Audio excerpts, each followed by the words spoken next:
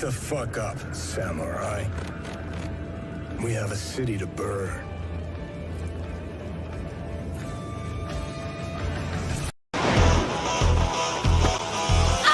After 10,000 years, I'm free! It's time to conquer Earth! Labs! Within the escape, recruit a team of normal men with attitude.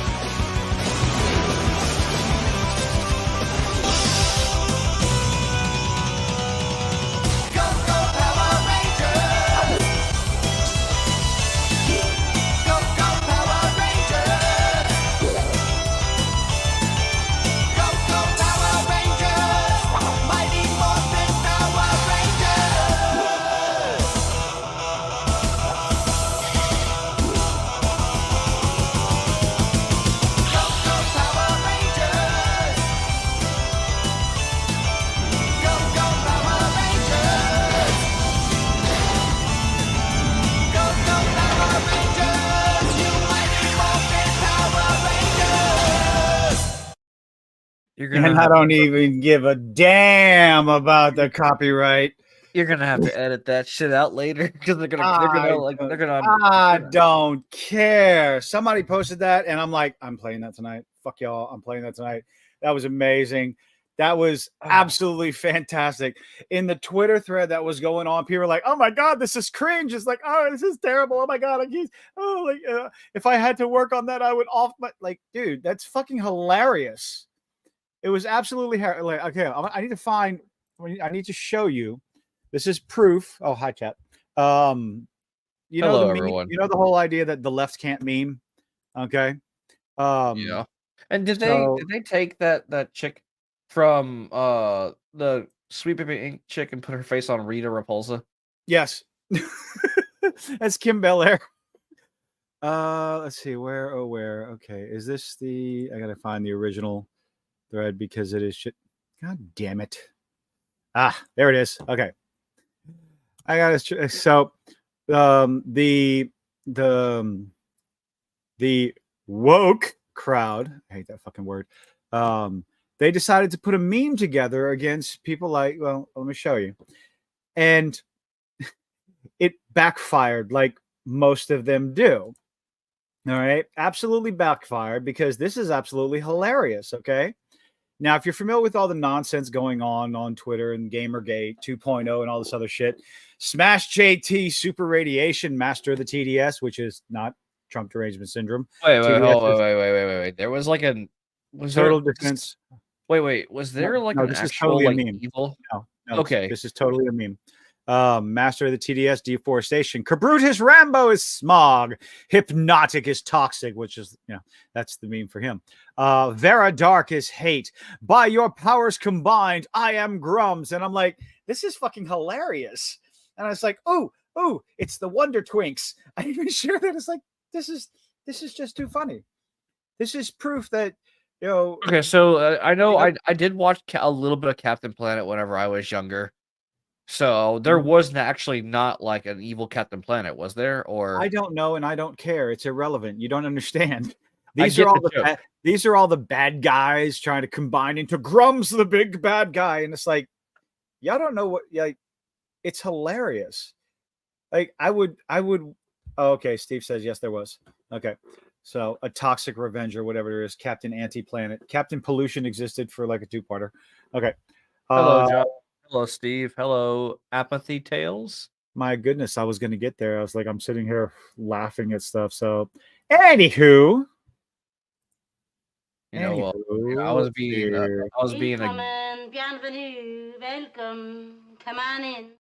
All streamer, and I was. You actually kept talking throughout all of that, didn't you? No, I was more towards the end. Hey, wasn't even paying attention. My goodness. Josh, what's happening? Remember that intro from the 2000s? Yes. Always the best intro. What's up? Hilarious. Yes, that video. Yeah, between the meme and the video that somebody put together, that was just fantastic. How's it going? Where's my mouse? Okay. Seeing a specific person make videos on Grums lately. Yeah. Grumskit is, well, there's some bad bad reputation behind Grums, some good stuff behind Grums, and I look at it as I don't give a fuck. No. Aren't you just a I don't know. It's a bunch of shit. He's supposed to be developing a game. There hasn't been a lot of updated info on it yet, and nobody was talking about it for a while. But now more and more people are talking about it. So, yeah. Okay. Yeah, that's kind of what I said. Seen the link you sent to Dino Crisis? Yeah. I started watching it, lost track of time, and ran out of time. I'm gonna check it out. It looks pretty cool. Josh shared a link. How long is it? It's 45 minutes, so depends on how many people are working on it. I don't know anything about the game that Grums is making. I know a lot of people are criticizing it. I know he's defended himself. He's given explanations, but again, which side is criticizing it? That's what I want to know. Oh, all of them, everybody. A lot of people on our sides. Because they're calling him out, calling him a hypocrite, calling him a scammer because he charged money for the game and it's not delivering, no updates and all this other stuff. And it's like, this right here, I've seen, I don't know when the last time it is. I have not been following the game, but on one hand, no one's perfect, but the argument against Grums and this statement is, my first thought is, would we give the same treatment to someone that we didn't like? You know what I mean, Apathy? I'm not saying I don't like Grums. I'm just saying it's like I don't know enough at all about the game that he's trying to put out. I know very, very, very, very little. So I am not, what's the word? Qualified to talk about it, but I'll watch. I know Fritanga plays. He's preparing a video, and I think Sid Alpha is making a video, and I trust Sid Alpha as far as research and integrity. So I'm going to check out what Sid Alpha has to say about it. And if y'all don't follow Sid Alpha, he's a fantastic content creator. He's very thorough. Like the thorough investigative content creators that I would recommend, Sid Alpha and Upper Echelon. They are absolutely fantastic. Follow that up with Big Fry does some good shit too. Yeah. When they set their mind to it, they dig and then they dig further.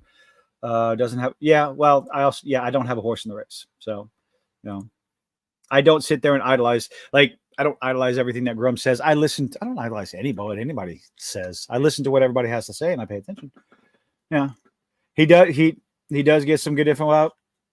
You talking about Grums, like game development industry. Grums is a former lead developer for World of Warcraft. So when it comes to developing games, I think he knows what he's talking about. But as far as what's happening with his games, I got no clue. Dinosaurs are actually worse than zombies, in my opinion.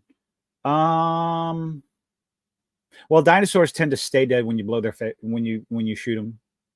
I think. I mean, depends on the dinosaur what you shoot them with. So, dude, PlayStation 5 released. They have Dino Crisis on PlayStation. Unfortunately, it's for the premium PlayStation Plus, and it's like, so I can go get it then. It's for the most expensive. Yeah, I know. I have that.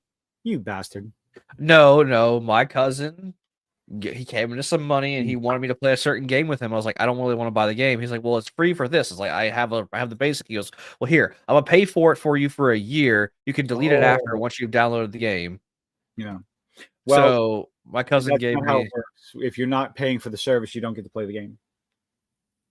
I mean, yeah, I know, but I'm not going to keep paying for that fucking service. I'm telling you that. I'm not paying that absorbent amount of money. I think it's like $20 a month.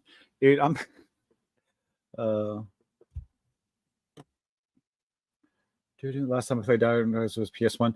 I would just as soon, like, I'm actually thinking about, like, maybe in a few months, in 18 years precisely, the planets will align so nicely. Oi. Anyway, I don't know why that popped in my head. I have been playing Dragon Ball Z Sparking Zero. It's great. I love it. I've been thinking about buying a PlayStation 1 specifically for a few games, like Azure Dreams, which is it's an odd game that for some reason I can never get out of my mind because the premise of the game is you're a kid and you have a monster and you go up in this tower and you go floor by floor to level up your monster, but if you die, you start over, kind of thing. Can't finish fighting an emulator. Yeah, but trying to get that to work, I would just as soon buy a PlayStation. They're not that expensive. Okay. In other words, I tried finding an emulator. So your old man brain couldn't like. I can get Get it to emulators. work. I got no problem getting emulators for older consoles, but when you hit the PlayStation, it's like I don't know how to get this to work. I'm gonna give up. I already give up. Mind brain hurt.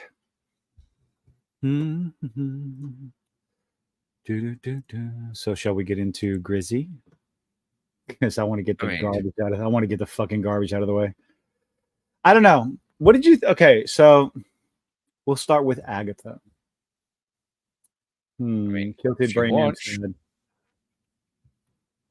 I mean, I watched Penguin today at lunch, and then I watched Agatha just right before we started this. So, that episode was fantastic.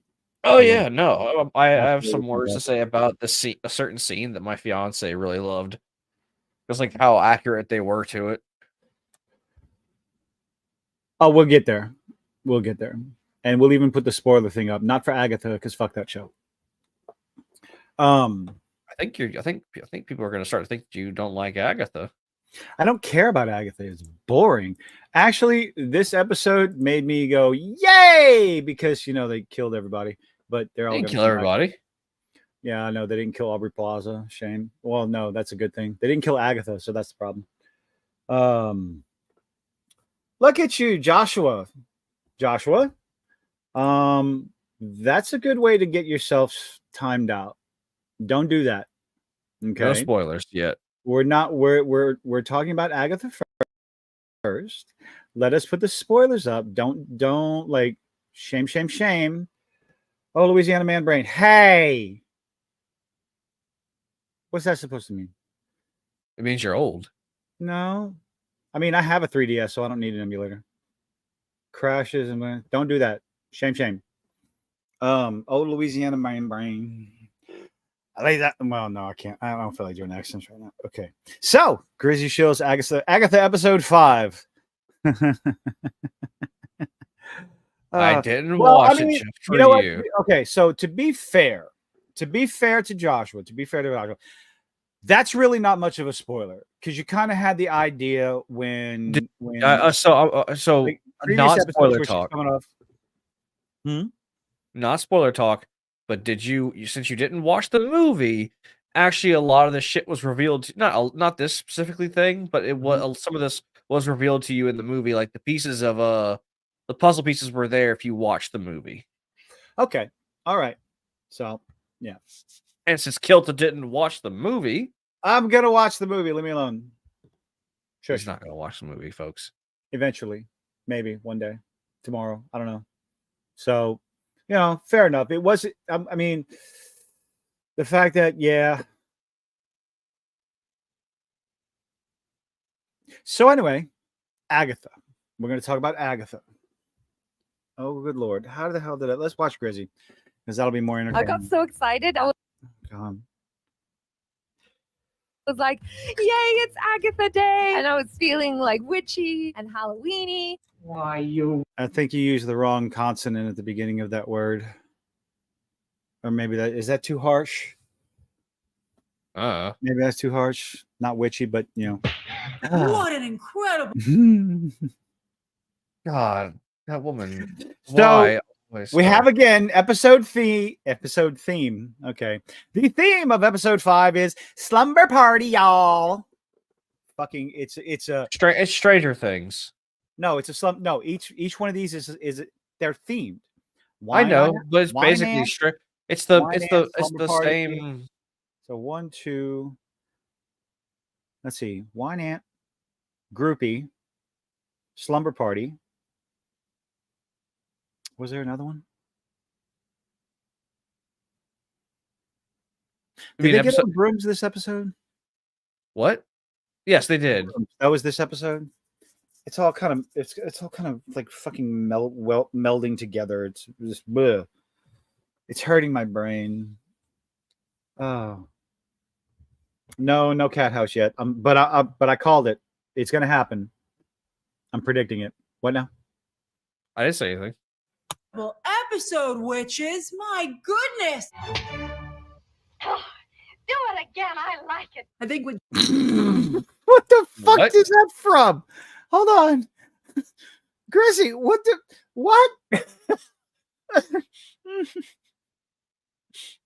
goodness. Do it again. I like it. I think what Jack Schaefer is doing for the LGBT community, LGBTQ community here is You can't even say it. And why does everything? I forgot it's the gayest Marvel show ever.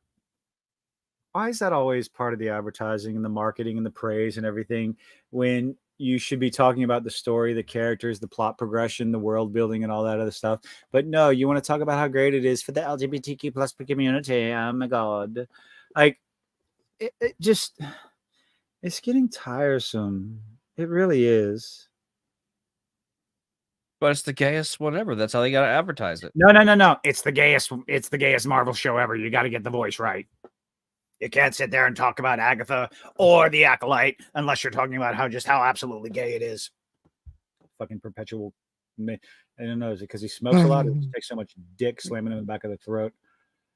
Oh, It's here really you go, making fun of people again. It's what I do.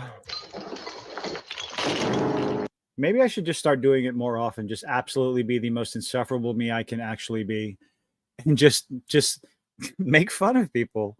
I do enjoy it. I'm relatively decent at it. What? Just targeting people?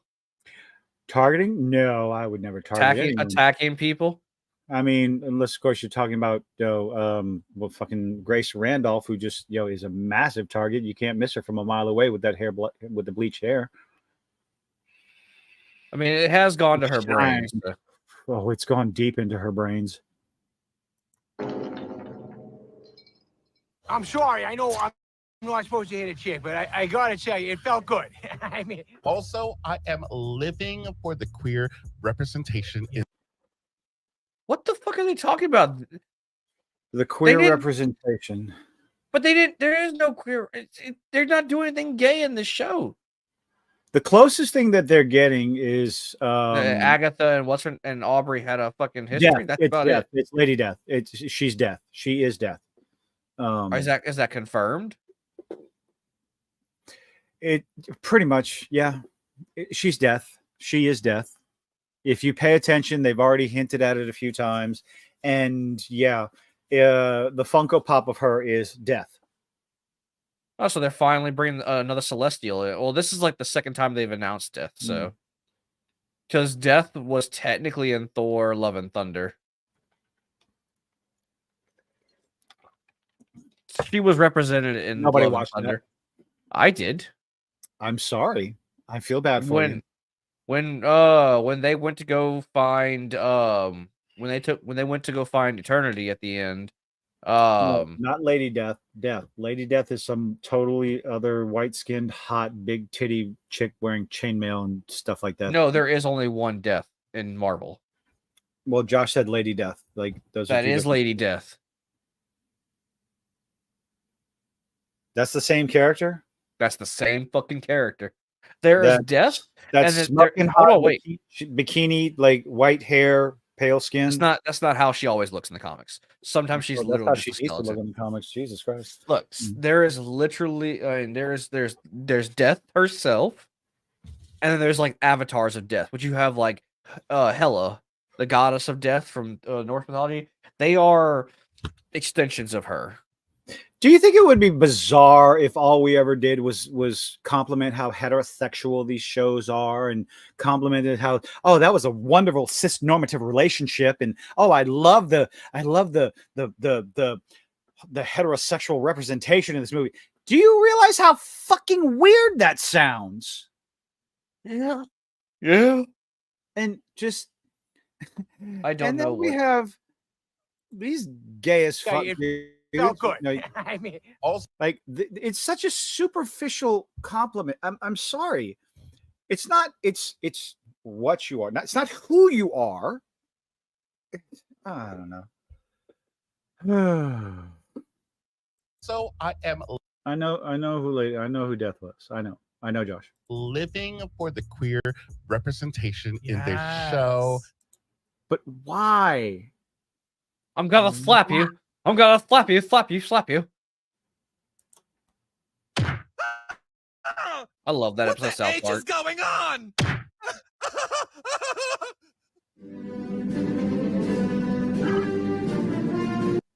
Why have we gotten to the point where if you have a queer character in a show, it's the bestest ever? There's nothing extra special. There's nothing interesting about the character. They're just gay. It's the representation. Like, I feel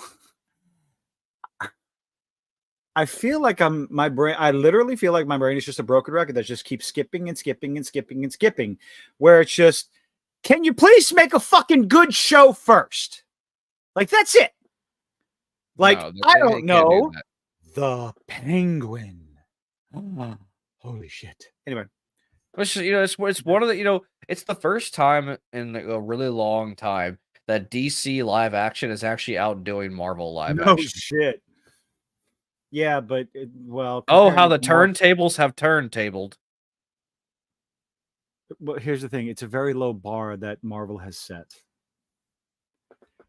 Oh yeah. Again, oh, how the turntables have turntabled. It's a joke from The Office, I think. Okay, how the turntables have tided. Yeah.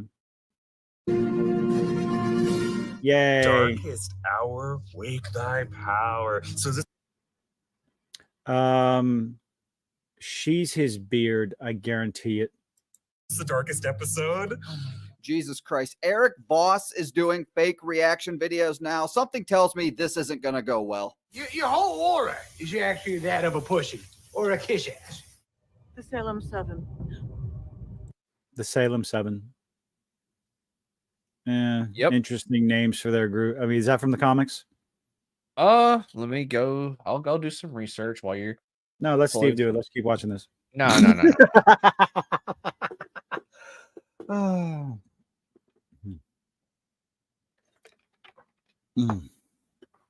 Skipping and skipping and skipping. I don't know what it is about this kid's face, but like I really fucking hate this kid's Don't face. you dare talk about Wiccan like that. Like He's his the best jaw written character ever. He's so gay. They had to tell you how gay he was in the first episode when he said that's his boyfriend. Couldn't even give the motherfucker a name on his phone. Just BF. So the Salem 7, from what I can see, is they used to be a big buff white guy, a big buff black guy, another big buff white guy, another big buff white guy. Fuck this. Share it. Share it right now. Share it. Share that shit right now. I mean, open picture in new tab and share that fucking tab. I want to see it now. The original Salem 7. Give me a second. Hold on. I'm working on it. Oh my God. I guarantee you in this show, they're all fucking women. Open picture in new tab.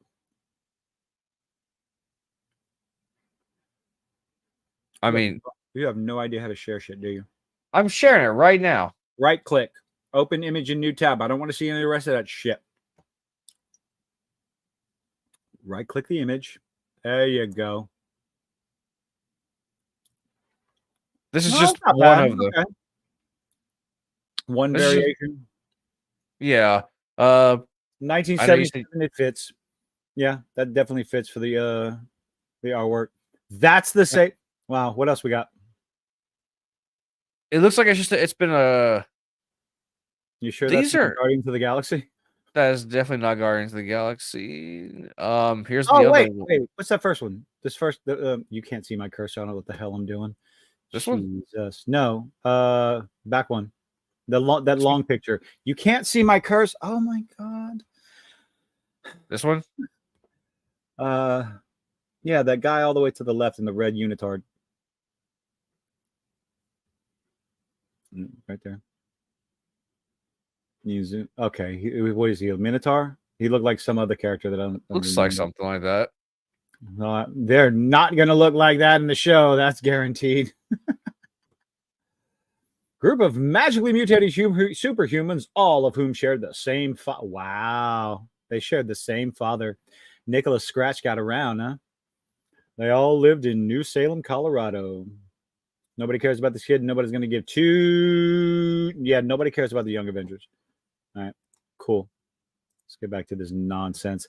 Oh my God, it's Wiccan. Oh my God, did you know? Did you see? Did you see the hint at the end of the episode that? Nope. Oh look, it's Wanda's son. Stop sharing that, so it doesn't accidentally come on screen. Oh Lord. Scary black dresses. Oh, is this the Salem side? Oh my goodness! Oh my goodness! Oh my goodness! No, you don't even know who they are. Hold on. I'll bet. Is she covering her fucking hand? What? I hate her. What do you mean? Watch her. Watch how she reacts. She's acting like this is some 80s horror gore flick, like Texas Chainsaw Massacre. And wait. Oh, is this the Salem side? Oh my goodness! Oh my goodness! Oh my goodness! No! No! No! No! Come on, lesbians. Let's go, lesbians. What? We're gonna be saying that a lot for the next few minutes. What? What is let's go lesbians, let's go lesbians. What? This isn't porn, my dude. That dude has the guy on the right has a terrible lazy eye. What the fuck? him. Okay, see, this right here is the most authentic reaction I've ever seen. Yes, I'm talking about a stereotype. That's a black woman watching a show. That's authentic. I get it.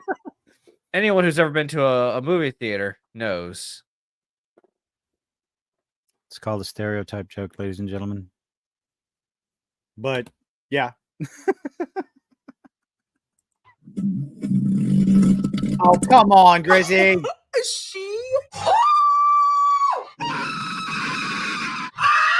I love that movie. Unlike this, like, okay. Every damn episode. Oh my God. Yes. They're flying in front of the moon. Let's go. There's your moment. Let's go. Bitchy shit, baby. What? It was at this moment that. What? Why are they cheering for them flying in front of a moon? Because they're Disney skills that have no fucking idea how to react or what to do, so they turn it up to 11 and make themselves look foolish. Like yay! They're flying on broomsticks because they're witches. Yay! It's the blood moon. Yay! Also, hey, look. Technically, Agatha did not have her magic. So that question you asked last week of if people can cast magic without having magic, there you go. There's your answer. Like I'm saying, like they're showing that is multiple occasions of that. That's, the whole. They're using analog magic, something they actually set up. The potions, the different things, they're able to do analog magic with the incantation of spells and everything. They can't just like shoot beams and stuff. It's just so fucking stupid. I don't understand the rules of witchcraft in this universe because it's not really the rules of witchcraft. It's just the rules of magic in Marvel. Anyone can use it. Are they using magic or witchcraft? Are they witches or are they sorcerers? It's fucking magic. It's all magic. It's like the Speed Force with or actually the Speed Force. It's like the Force. It's a thing that everything draws from in the universe. I don't understand it. It's witchcraft. It's sorcery. Like what's? It's just fucking magic. Okay, it's all the guy had bigger powers in WandaVision. Well, Agatha lost all her powers in WandaVision. Well, she had years of absorbing people's because she magic. killed them. She's a murderer, but she's supposed to be the protagonist, and you're supposed to root for Agatha. Yeah, okay. She's the bad guy. It's literally established that she's clearly the bad guy. Oh, she's misunderstood. Go witchy shit, baby. It was at this moment that he knew he fucked up. Put us in a Disney Shills compilation. Yes, we need more. Shut your hole. Oh, don't worry. You don't have to ask. You just have to keep acting like this. Oh, Wang Chung. I got all three of you guys for the rest of your natural born lives. You're mine. The next time I come in here, I'm cracking skulls.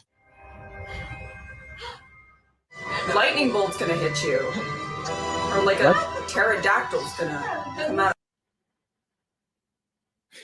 This is like, I don't have the greatest stream of consciousness, but this is unfortunate. Pterodactyls are going to come get you. No, I have some criticism for this spot, because if the road, why did it take the road so long to drag them back down to the ground? I don't fucking know. I don't really know what the road is, okay? I honestly have no fucking idea. They left the road, but then the road won't let us fly, but the road did let you fly for a considerable amount of time, actually. So Out of nowhere. Don't do that. You're an idiot. Into yet another house. Oh my god. Outfits. Okay.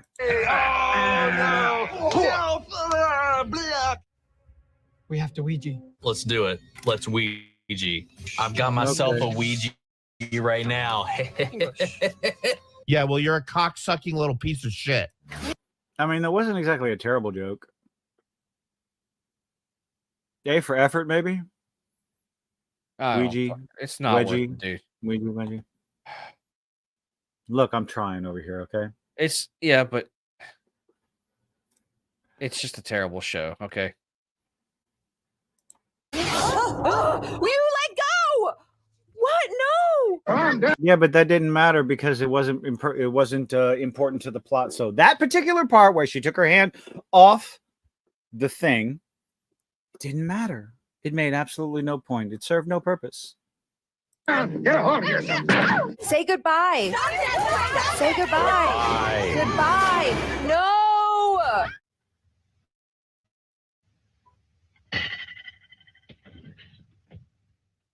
The fuck is spooky Agatha? I tried to find a picture of her to stick around the thumbnail, but I couldn't find one good enough. It's literally just The Exorcist. Let's say, did you die? You're all quiet and shit over there. Yeah, I mean, my soul's dying every now and then, like I can tell what they're trying to fucking do with this show. Like, I don't enjoy it. All right, like the first episode was actually genuinely good. It wasn't great, and it's just I don't know. It's gone downhill from there. It's the whole stupid thing with the broom, like him saying why witches don't ride brooms, because it was just a fucking it's a speech after speech after speech. Yeah, there's a lot of anti-patriarchal speeches, misogyny against the patriarchy. Yeah, queen. Yeah. That is pretty much nonstop in this show. No, you think after a while it gets a little tiresome, but they love putting it in there. Yes, each one of these episodes is absolutely filled with anti-patriarchal, man-hating, the system bullshit. They were saying that the reason why witches don't like to ride brooms is because it's a stereotype from the, what would they say? The fucking something about like the like commercialism, and then they're like also people who when witches ride brooms, it like reminds witches of like male dominance or something like that. Yeah, stupid shit. Like, okay. Steve, what the hell did you just say?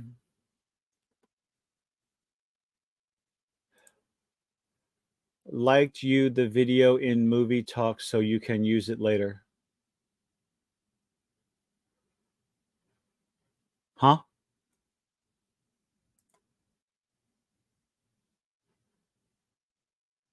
It's all quiet. Why are you not talking? I don't know. You were saying something about Steve. I was waiting. Well, no, I'm showing it. I don't, Steve. I'm linked. Oh, okay. Link. Gotcha. Oh, it's like The Exorcist. Literally The Exorcist. Yeah. Literally The Exorcist. No. Literally not The Exorcist. Literally Agatha all along. I mean, that's the name of the show. Yes, I'm being.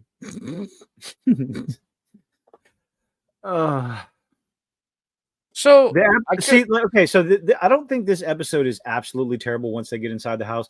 I'm wondering why. Like, did nobody react when Miss Hart or I was listening to EFAP and Rags about lost his shit because of the part where they start spelling out Mrs. Hart and where his brain went because it's spelled MRSHART,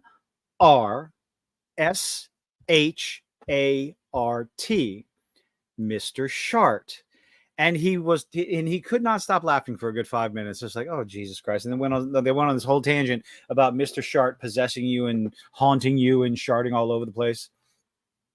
And I just thought it was funny. I mean, again, this episode wasn't terrible, but it wasn't the ending when you think it's like, oh, are they going to actually stay dead? Maybe, perhaps. I don't know. Well, what's her name is definitely dead. Because Agatha sucked her life force out of her. Yeah. She was trying to save you. Wait, Agatha. Okay, so Tiny Tim possessed the other two witches. He used magic on them, but that didn't steal his power. So I'm confused about the whole I can steal your power if you attack me. Because, I mean, taking possession of someone is technically an attack. You know, if you want to go into D&D terms, you got to do a will save and shit like that, right? Right? Yeah, okay. What's up, Dante? How you doing? Slop. Well, we're starting with slop, but we're going to end with a gourmet 7-course meal, filet mignon, foie gras, if you like that kind of shit, and a beautiful, wonderful dessert of Sophia Falcone. That's what we're going to end with. We're just trying to get through this bullshit. Agatha versus the Penguin. Who wins? Gee, I fucking wonder. What? I mean, if you're being 100% serious, like you're talking about ratings, Penguin. But if you're talking about like in pure sheer power, Penguin would not even come close. I'm talking about quality. I know. I'm just saying, like in scale wise, like Agatha would just snap her fingers and Penguin would die. But I'm sure you knew that. Shut up. Rip off. And here we go. I have powers. Why is she surprised that she has? Okay. All right. Let's back this bullshit up just a moment. Because, all right, hold on. Or she was holding back this entire time. No, she gained her powers because she gained some power because she broke the curse in the last episode. That's the only explanation I can think of. Oh, come on. You fucking shit. Hold on. Why did she do that if she didn't think she had powers? Why is that a thing? Maybe she's been holding back this whole time. Why would she even try that? Okay. Why would she even try that? I don't know, dude. I don't really remember whether or not they established she purposely didn't use her powers. She didn't have access to them.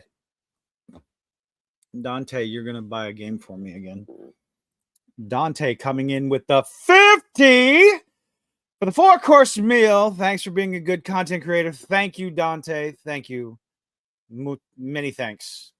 Always. You've made his night, Dante. I'll tell you that. Again.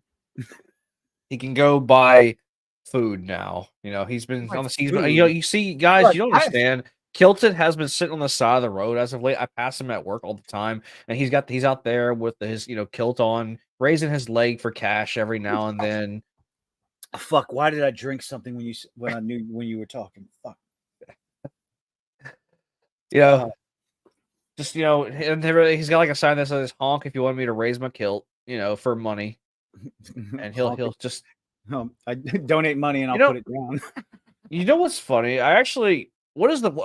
What is the funniest like sign you've seen a homeless person I don't generally pay attention because, as far as I'm concerned, they're all scam artists who drive away in their trucks to go back home.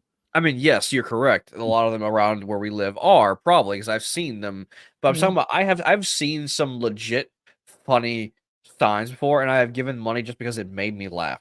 I was in Baton Rouge, right? One time, like it was. I don't remember why I was out there. I just remember. Oh look, he's paying for some leg. I'm sorry, Dante is paying for some leg. Paying for some leg. I'm gonna put stockings on too and give y'all some. Give y'all some feet pictures. Yeah, he's gonna put them in the Discord. Thank you. Thank you. So anyway, I gave this guy like $5 because it made me laugh. He was in a wheelchair. Legit legs were gone. Like he had to be in a wheelchair. It wasn't fake. Like he wasn't like a fake dude in a wheelchair. Like so, his sign said, "Help! Aliens took my leg and need money for ransom."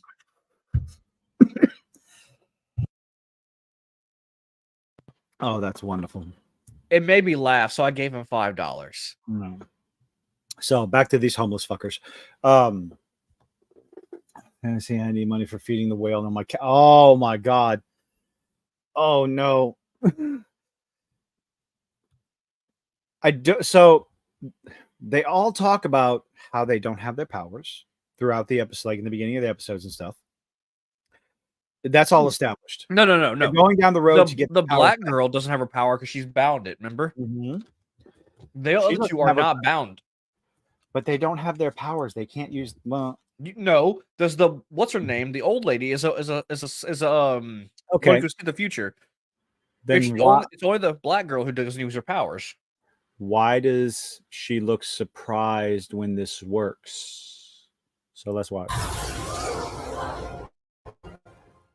Ta-da! Or maybe it's just that she realizes Agatha is taking her shit. No. She uses her powers and then is surprised that it's working, which I have a problem with as far as writing and what's established before. If she knows she does not have her powers. So her reaction right here tells you that she's surprised that it's actually working, which means that she knows she doesn't have her powers. She lost her powers years and years ago. Or maybe she's surprised that it doesn't stop. Her powers aren't stopping. Like it's being drained out of her. Okay, so you are trying to justify piss poor writing. I'm just saying. She is surprised that what she's doing is working. Why would she try it if she knows she doesn't have powers? That's my issue. Maybe she was holding back. Nope, not holding back. If she was holding back, you wouldn't have this scene where she looks surprised that it's actually working, and they wouldn't have talked about them not having powers for one reason or another. Well, you know what? We don't have to worry about her anymore because the next scene you'll find out why. Reflex. What? But she didn't use it in the previous episodes, and she didn't try to use them reflexively against one of the Salem 7 coming after them. That would be the perfect time to show reflex. And would it even be? I mean, but also maybe because they know the Salem 7 aren't going to be too powerful for them, so that's why they ran instead of fighting. Let's go ahead and steel man this shit. And if it was reflex, that would imply that she had been doing this for many, many years, even though it's established that they haven't had their powers for many years. Whatever is blocking their powers off. Again, it's just something that if she didn't, if she's so surprised, I don't know. Oh God! Yes, there's gonna be a goat. There's gonna be a goat coming after this. What? Shut the fuck up! I love that movie. No, don't. No, come on, Agatha. You can be good. No, she can't. No. She's evil. Agatha's evil. She's the agent of Mephisto. You feelings. Shh. What? You're trying to steel man this argument. That's my dad. You're trying to steel man this argument, this whole scene. And no, you're lying. Love you. Not Joe Green is my dad. I know. We He talked ju- to him last he week just- about he his just- he lightsabers. just, he Did you buy recently- the li- Did Well, you no, buy the no, lightsaber that Kilton told you not to buy? It's on his shelf. He bought 3 of them. Good job, Yeah. Tilda's dad. You give But, in to those impulses. Oh, no, there's another one I'll tell you about. Oh, there's a no, we're not gonna talk about that. Not gonna talk about that. Not gonna talk about that impulse he gave into. He just recently learned that he can actually type into the chat, now that he's on YouTube. I did. Why do they always have to You scream? better be careful because Alyssa Mercante might come to your channel and DM your father. Now she knows. Now they know that who your father is.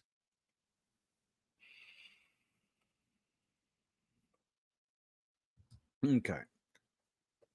She was saving you. Yes, and Agatha reacted. It was instinctual. That's the closest thing to reflex I got. Care? No, I actually don't. Agatha, don't! Agatha, don't! Yes, Agatha, do it. Kill them all. Kill them all. End this show. Sorry. Don't! Stop! Stop! I guess she's really invested in this character for some reason. Stop! Oh my god! Oh my god! I'm no Oh gentleman. my god. Jeez. What? We're just mocking her. You know she's not crying. You know it's not real because she's not crying because she doesn't want to mess up her makeup. Oh, I need to go watch Smash's video. Smash mentioned me? What? Yay. Oh. Jesus Christ, I am running out of slap clips. No! Were they upset when the other? No, they were this upset when the other. Wait, the other what? Miss died. Hart died, When Mr. Shart died, yeah. or Sharon. Sharon.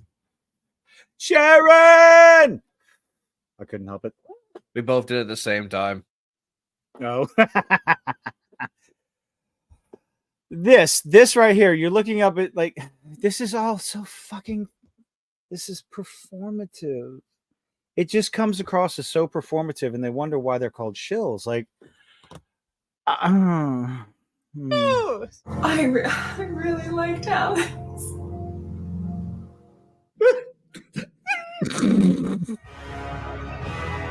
oh no, they're possessed. Oh no! Wait, what? No, wait, Oh, no. Oh my no. god, real what? I mean, honestly, I was legitimately surprised. Like my reaction was, "Oh, okay, all right. Where's this going to go?" Because I am okay. So, to a certain extent, I am interested in seeing where this story is going to go. More. Have they already more- confirmed whether or not Wanda's going to come back in this show? In this Or- show, I doubt it. They probably couldn't afford to get to do it, but Wanda's coming Isabel, back eventually. you mean Elizabeth Olsen? Yes. Wanda's not dead. Come on now. Oh no, she's not dead. But We all, like everybody knows she's not dead. well, I will say that they apparently she was in talks of coming back as the Scarlet Witch. And she said she would come back if they paid her enough. She has to come back. Like, why wouldn't she? Reasons? I just can't imagine that they're going to leave the Scarlet Witch dead. Not with all this stuff going on. It's like, what? Like, who? Disney Marvel does not have anyone interesting enough to put butts in the seats. That's why they went and dumped the Brinks truck up to Robert Downey Jr.'s house and just gave him load the all gold, the just money. load the gold bars back in the backyard. You know? Yeah, that's. I And, feel you like know, with after he can make a if he filled a like a pool full of cash, he can pull a Scrooge McDuck with that much money. I don't think the gamble is going to pay off. Well, we have to wait and see. You know. We still got like a whole year. Yeah, I mean they There's could. so much of this. If they bring her back, she has to be evil. She has to be the bad guy. No. She Yes. doesn't have to be. I think she would. I think Wanda would make a fantastic bad guy with the right writers, but we don't have that right now. It Disney. Wanda switches sides consistently. It's so she's probably gonna be good on the next time. because she quote unquote redeemed herself at the end of Multiverse of Madness. What's up, Green Lion? How you doing? Green Lion Guardian. Let's see what is it. Reports are Marvel are trying to slash their budgets. I wanted to. I was like, maybe it's just I wanted to be the bad guy. I want That's the fine. the I'm just Omega saying. level mutant. That I'm just saying. If you're everyone talking says, about, "Fuck we all." if you're trying to talk about like consistently story writing, she quote unquote redeemed herself, but now she could always switch back to being the bad guy. I'm just saying, next time she comes back, she's probably going to be a good guy. She redeemed herself after slaughtering interdimensional. I said quote unquote. Quote unquote. Okay. The entire town hostage. We don't need to talk about that. You know, you said you were sorry. Like, oh, fuck off. Fucking Doctor Strange shit. Jesus. But anyway, but it's like for me with this show, it's more of a curiosity to see where it's going to go, what they're going to try and pull off. You know, I just don't think they're doing it in a very good job. Like, I don't think. Let's see. This is definitely not as bad as Echo. Probably close to being on par to comically bad as She-Hulk. Hey, it surpasses the Acolyte. Again, that's a really low bar in writing. I'm just saying. You went full. Holy crap! Yeah, retard, man. No! that's her beard. That's his beard. She is his beard. That's. I don't get the joke. You don't know what a okay. I have to explain what a beard is. The term beard for a gay man. He's gay, and they're together to make him look straight. Oh, the okay. beard. Okay.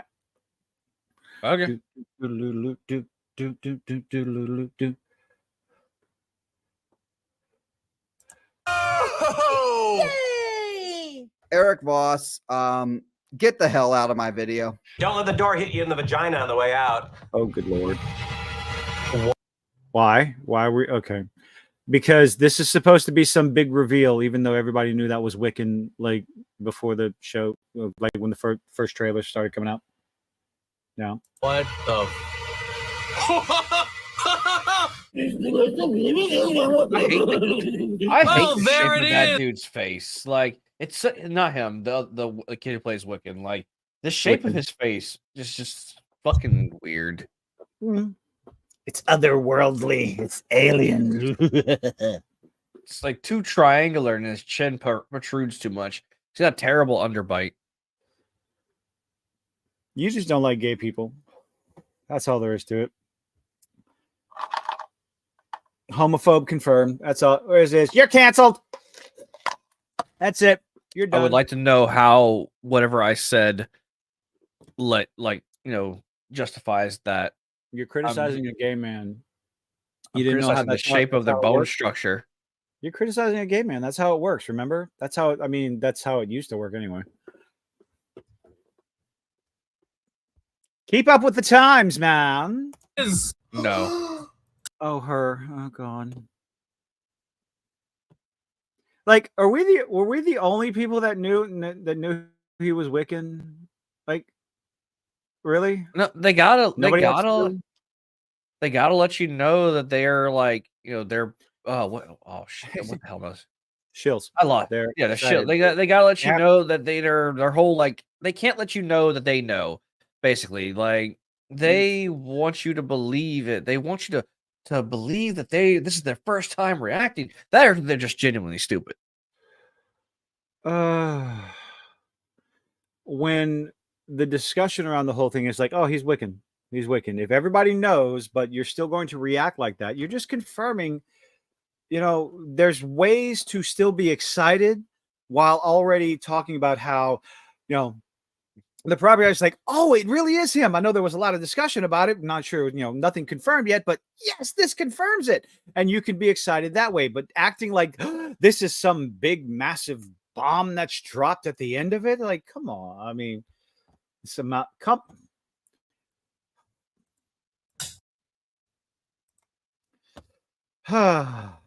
ladies and gentlemen, if you ever wonder where I get this shit from, get what shit from? Oh, the comments. Where I get my juvenility from. Ooh, I mean, I All don't right. doubt it. That's Martha's ground. Oh my goodness, how could we never knew? Oh no. The hell with this show, the hell with this character, the hell with this episode. Chlamydia Burns, final word so we can get the hell out of here. I also want to point out that Agatha all along is proving to be a very progressive show, and it was both old school and new to see these witches on their broomsticks joined by a young man. I thought that was what? That's this is the problem I have with modern day critique. There was actually absolutely nothing. Correct me if I'm wrong, but didn't warlocks used to also ride like broom-like things? I don't know. But the issue is that this is not the first time we've seen a woman, I mean, a man ride a fucking broom. Like, I've broomstick analog for a penis. Analogy for a penis. I said analog for a penis. Oh God.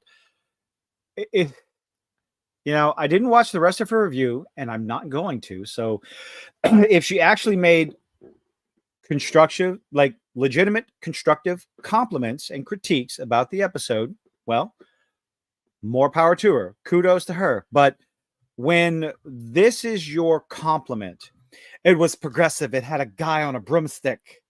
What?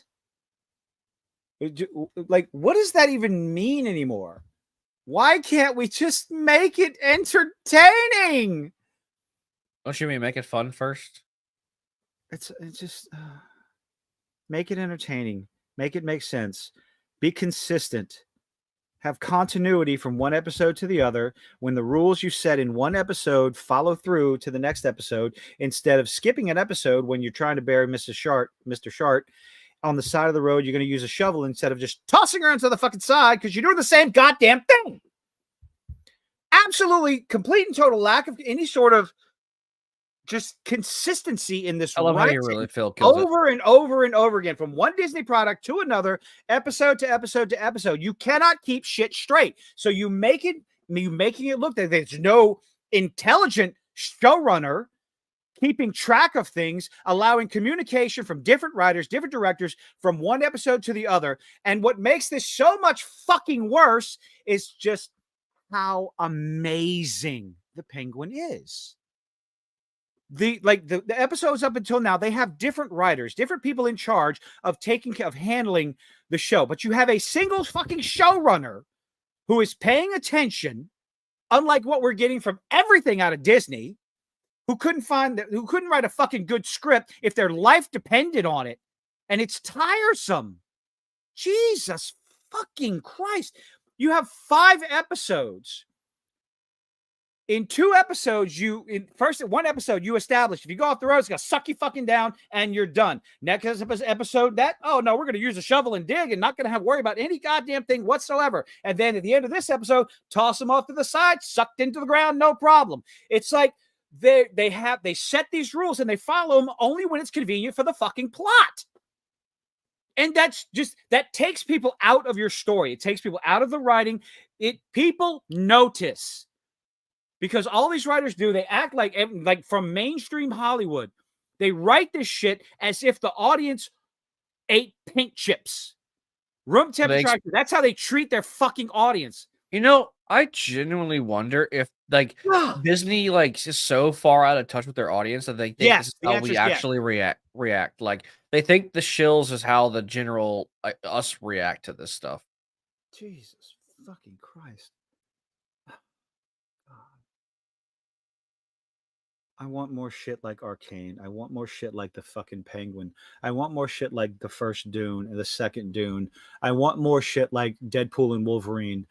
I want something that's fucking entertaining, that establishes... What? You're praising a Disney product? You know, Deadpool and Wolverine was a Disney product, don't you know? Yeah, you know what? It's the exception, not the norm right now. If you're going to do a TV show, be consistent. Fucking continuity is a thing. People notice continuity. People pay attention to these things. They notice things from one episode to the other. When you invest yourself into these stories. And even me, I'm invested only so far, but I'm still paying attention, apparently paying more attention than these shills who couldn't criticize Disney because they would lose their access. They would lose the $180 goddamn Lego set sent to them for free. I might be a little bitter about that, but that's fine. You see, Kilda doesn't care about the money, guys. He just wants the fucking Legos. No, I just don't like the idea that someone he just wants the Legos. I don't like the guys. fucking I don't like the idea. Yeah, when I get angry, I'm just sorry. Fuck is going to be used as a comma for a little while. The idea that someone can act like a dancing fucking pony in a circus. They're nothing more than the performing monkeys with the clowns and everything doing a video like, look, Disney, look it up. We praised your slop. Okay. Look, did we do enough, Daddy Disney? Did we do the right thing, Daddy Disney? Please, Daddy Disney, let us get the access. Please, Daddy Disney, or Mommy Disney, or Mommy fucking Kathleen Kennedy. Well, the force It's is female. embarrassing. God damn. I'm sorry. But you know what? To each their own. Everyone's got to get through their life, however they see fit, and that's fine. But just, god damn. Okay, I'm gonna stop this fucking rant in a second. I'm sorry. No, fuck it. I'm not sorry. I'm tired of this shit. I'm tired of bad writing shoved down our throats. Disney used to be better than this, and that's what's unfortunate. Star Wars was better than this. Did you see, by the way, what Disney's doing for their parks now? What for their Or did you what? hear what the part they're doing for the parks?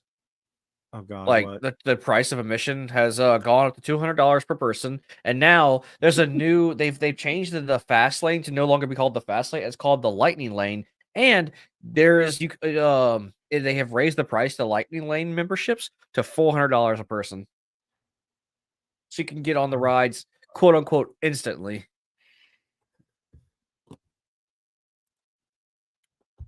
You're expecting too much out of the intelligence of Disney writers. Because, yes, a male witch is a warlock. But Wicked is just gay. He's a witch. Or a sorcerer. He's a witch. No, just fucking just.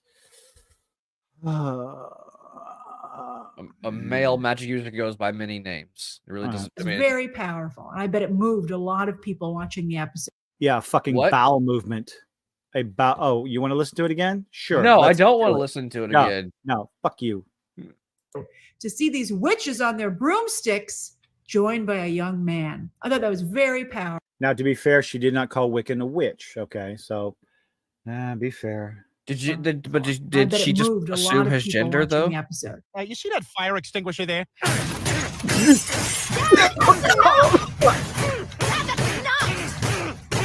Oh shit. All right, thanks for watching, and if you enjoyed the video, please leave a like and subscribe to the channel. See you in the next one. Okay.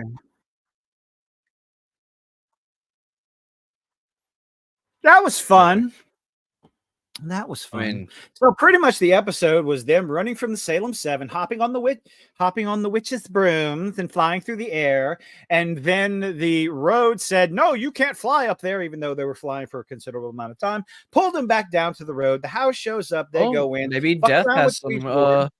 Maybe Death has some say over the road. Yeah, they're gonna fuck that. They're gonna fuck Aubrey Plaza's character up anyway. So, but. The road pulls them down to the ground. They make it into the house. Oh, look, everybody, it's a slumber party. We're going to play with the Ouija board. Agatha makes a bad joke, acting like, what's her name? Mrs. Hart. Sharon. Acting like Sharon possesses her. I can't, I would have loved to have seen some show reactions on Agatha acting like Sharon. And then the ghost spirit, they keep doing the Ouija board, and it's Agatha's mother that possesses Agatha. And of course, you saw what happened. Asian witch uses powers that she didn't know she had, apparently is suddenly surprised, which why would she use it anyway? But I already went on that little fucking tangent. Shit. That gripe, that complaint. And then she tries to save Agatha, which I'm not really sure how smashing Agatha with a beam with her powers would have saved Agatha. It should have probably damaged her. Knocked the witch out. Probably not knocked the witch out, but what do I know? They haven't established the rules of witchcraft in this show. So whatever. Let's keep going. To move the plot along, Agatha now kills our lovely Asian groupie. Everyone's mad. Everyone's upset. The speech, there's a talk between Wiccan and Agatha, and he says something to her, and she's like, I'd like to see you try. Like, for a brief moment, Agatha is actually upset that she stole the powers. Like, I'm not sure how this has happened. But then she gets that maniacal grin on her, just to remind you that, nope, she's the evil one. And then that's when Wiccan gets all pissy. And for some reason, why the fuck does the crown show up on his head? Or was it always there? We don't know. Who gives a shit? And of course, possesses the other two witches. They toss Agatha off into something, which why doesn't Agatha use her powers to protect herself? We don't know because. Well, you saw it. It did a fizzle. Plot. Didn't you see it did a small fizzle, meaning her powers weren't fully back yet? Don't you know how to do context storytelling? It moves at the speed of plot because they don't know how to do anything else. This happens, and then this happens, and then this happens. And of course, as the two witches, for some reason, turn around and look like they're about to attack him, so he blasts them away, but he was mind controlling them. So why would they turn around acting menacingly at him when I just realized that shit? Oh, wait, it's because we wanted to make it look foreboding and stuff as he tossed them out off the road and they get sucked into the ground. Obviously, they're not going to be dead because the name of the show is Agatha All Along. Agatha has to steal their powers, and then, ta-da! He's wearing Wanda's helmet because I bet you didn't know this was Wiccan. You don't even know who Wiccan is because you didn't pay attention to a single fucking comic book at all. You ignorant shills. You have no idea who these characters are. The only reason you might know who Mephisto is because you went and looked it up on Wikipedia because people were talking about it after WandaVision. You know, it's funny. Even because the fucking showrunner didn't know who Mephisto was. You know what's funny is if they show Mephisto in this show, this is not going to be Mephisto's first live action appearance in a Marvel movie. Okay. It was going to be his first appearance was in Ghost Rider with Nicolas Cage. Cool. They have Shut no up. clue what they are writing. They have no idea who these characters are. They're clueless. Oh god, I didn't even want to watch what's happening on the next episode. Whereas with the Penguin, I'm going all the way to the fucking end of that shit because I want to see what they talk about.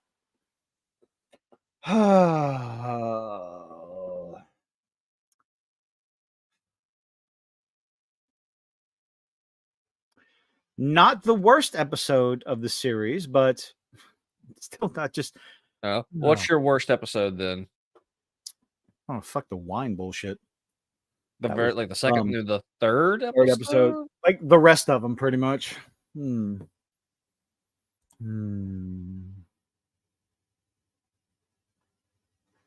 ask questions. Just consume product and then get excited for next product. You know you can't do that. You gotta ask. You hate this timeline? I hate this show. I hate the show. So just fucking like.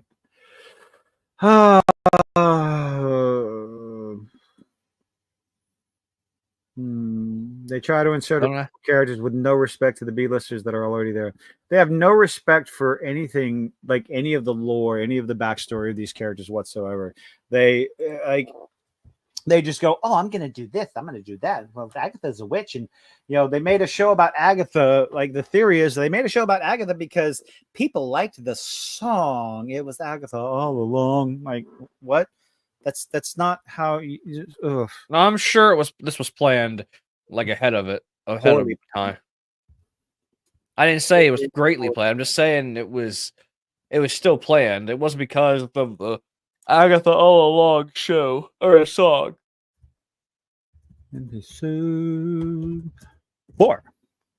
And guess what? We have another episode of Agatha tonight. It already aired. It came on at 8 o'clock. Yeah. I hate it. Oh. Let's see. Oh, that's a good one. I like that one.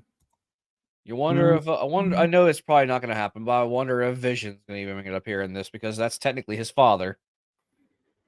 I mean, not technically. Vision is their father because Wanda created them with Vision in mind. So we need to remember this woman's name. Christine Milioti. Okay. Wait, you do not know where she's from? No. What else is she from? She was the mother in How I Met Your Mother. Oh, okay. Oh my. So before we get into spoilers, yes, good episode. Sure. Or no? Okay, to be fair, she has probably been in other things, but that's my most memorable role of hers before this. Is that she was the after this role, this is what people are going to remember her for. Okay, this right here, her role as Sophia Falcone. Which is funny because I went and did some digging in the comics, and like Sophia Falcone is really not that like well known, and she has a very small character in the comics, like barely even a not no more. I like whatever the decisions they're making with her character, absolutely fantastic. You should see what she looks like in the fucking comics, dude. Dude, it's bad. She looks like the comic version of the face of that kid of Wiccan. Like, that's what her face looks like in the comics. It's bad. Oh, good lord! Oh, you're looking at it right now? Yeah, it's bad, isn't it? Like every single version of her is horrible, except for this version. Well, every single drawn version of her. So this is Mama. Oh boy! And you haven't even watched the episodes yet. I have. I'm talking. No. Oh. You know, instead of spoilers, you're just rolling across the bottom of the screen. You should just have Mama rolling across the screen. Oh Lord, no, I'm not doing it. Why? Maybe have Quagmire going giggity giggity giggity giggity. No. So if you haven't figured this out by now, we're about to go into spoilers. If you don't want to be spoiled, then I highly you want to recommend. be spoiled by her. I want to be spoiled by her. I'll spoil her. I can fix her. This is a fantastic show. Absolutely fantastic show. The Penguin, when it was announced, the general consensus was why? Just why? To show the Penguin's rise to power. Nobody cares. Nobody asked for it. It was one of those things where why the Penguin is one of those one of the iconic Batman villains. Yes, I don't want to hear it. No, but you're not okay. You're not getting it. It was probably also inspired by Gotham. Cool, but this isn't something that people were clamoring for. It's not something people want a Batman TV show. I'll take a Batman, like go back to a Batman. HBO, do a 1 hour episodic Batman show. Do that. You mean recreate Batman the animated series, but with the Pattinson? Sure, yeah, I'll take that all day. Yep, all day. Yep, yes. So will millions, yes, hundreds of thousands, if not millions of people will take that. But again, when this was announced, it was one of those shows where not a lot of interest, but then all of a sudden it aired. The show came out. You know what's funny? This show, so my fiance has not watched the movie, right? After watching this show, the reason why she didn't watch the movie, she thought it was slow and boring. She barely got past the first hour of the movie. Okay. This show is making her want to watch the movie so she'd have context. Yeah. So this episode starts off the way the last episode ended. The Maronis show up, and it's revealed. A few things are revealed at the very beginning of this episode to give more context as to why the Penguin said, "Just get out of here." So Mama Maroney, his goose is cooked. Mama Maroney reveals that it was the Penguin that killed Sophia's brother. And all this shit starts coming into Sophia's head. The idea that, especially after the speech that I don't know if I can trust you. And the Penguin says, I'm just going to have to keep giving you reasons to trust me. And then ultimately she finds this out and it kind of affects her. And then she gets knocked in the side of the head. Penguin fucks off. The Maronis escape. Mama Maroney escapes. And she makes a phone call. I didn't realize who she was making the phone call to, but it was the phone call to her psychiatrist. And she falls unconscious. And now we get Sophia's backstory. The backstory, we got the flashback at this little banquet where she is the speaker, trying to put this organization together for women suffering from depression and anxiety, and it's like a very noble cause because the idea, and they named the foundation after her mother, who, as a very young age, at 9 years old, Sophia saw hanging from the ceiling. Very traumatic event for a child. You don't say. Yeah. During this event, a woman approaches Sophia and starts asking her questions about this, that, and the other. And of course, Sophia gets curious and asks, what organization were you with again? Come to find out, the woman is a reporter. And Sophia goes, no, I'm not talking to reporters. I don't talk to reporters. Piss off. I don't talk to press. Don't talk to press. I don't talk to press. Go away. And she leaves with the penguin.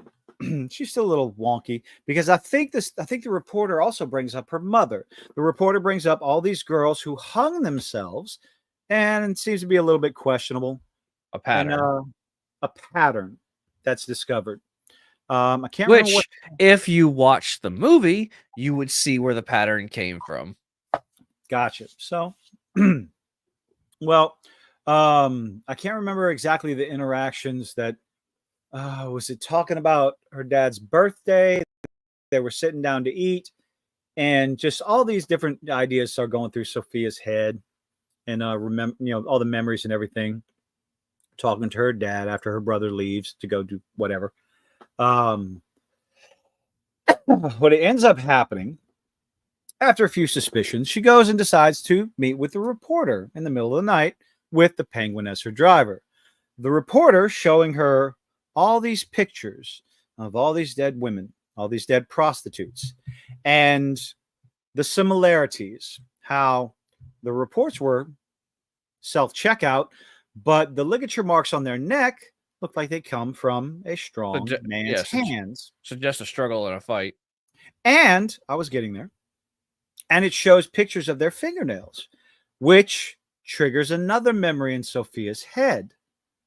The memory of when she saw her mother and walked up and mom and sees the struggle marks on her mother's hands. And in this memory, her dad comes in, picks her up and turns her away. And she remembers seeing scratch marks on her father's hands. I don't know if when he pulled the glasses away from his face, whether it showed something there, but again, it makes Sophia's mind start to roam, start to just run down this path of realizing that her father may be the bad guy, that her father may be responsible for her mother's self-checkout. And when she snaps out of that memory, she looks at the reporter and is like, no, this is all bullshit. You got nothing. You're just a crackpot reporter, and blah, blah, blah, goes back to the penguin. And they go home. Penguin was talking about something. It's like, if people see what you're doing, they might talk. So later on in the episode continues, and it's her father's birthday. Penguin comes inside, and it was an interesting interaction between Sophia and the penguin because she looks at him and says, what are you doing inside? He's like, the help. You're the help. You're just the driver. Like, what are you doing inside? And asks him, it's like, is that a new suit? Like, almost like she's noticing some other things. She goes and talks to her. The penguin comes to tell her that her dad wants to talk to her. And here's where everything just starts going south real fast.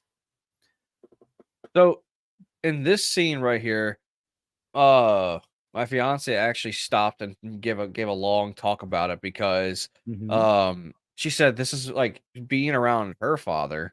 This is how it actually made her feel. And she said, like, for people who go through this kind of shit. Terrified? Yeah. Oh, wow. Okay. That this is how it was like the acting was very like realistic from what, like it said, it reminded her of how she used to feel, and just by without even saying words, the facial expressions, the body language, everything was almost to a T of how these kind of situations go for her. So, or not for her, but how it went. Yeah. And that's why I can do nothing but compliment this actress, because you watch her go from the beginning of the also episode. Falcone did a good job with it too. Oh, God. What's his name? Mark Strong? Yeah, which is not the guy who plays Falcone in the movie. No, yeah, they recast him for this episode. I did hear about that, but good Lord, his job as Falcone, good man, just amazing. Well, she goes, meets her dad, closes the door, and that's when everything happens. Like, you find out that the Penguin snitched on Sophia, and Daddy Falcone starts gaslighting, goes on this gaslighting speech and this, that, and the other, like truly gaslighting Sophia about one thing after another, and you're not this and you're not that, and just things of, you've always, you've been troubled since your mother died. And it's like, you see where it's going. You absolutely see where it's going. His father tells you, I think you should leave. I think you should go home. She leaves with the Penguin. As they're going to leave, Gotham PD shows up. They arrest Sophia for the murder of all these women, including the reporter that was talking to her. And it comes across as the Penguin didn't realize that was going to happen. He thought he was doing, doing something to protect Sophia, because in a roundabout way, he tried to fight the cops. Yeah, in a roundabout way. He tried to. I say try. I failed a little bit, but it comes across like in a small way, he does care about Sophia, but he cares about himself first. That's established. Okay. So it's at that point, Sophia gets arrested, and all of a sudden, all this evidence is stacked against Sophia. Affidavits, statements from her father and from family members, going so far as she used to kill animals. She's always been depressed and always had these problems. And of course, she's being held at Arkham Asylum. They don't call it Arkham Asylum, and I don't care. They just call it Arkham. They call it Arkham. Arkham. They changed the name. They don't use the term the word asylum for Arkham. It's Arkham something or other, holding facility. It's just called Arkham. Anyway,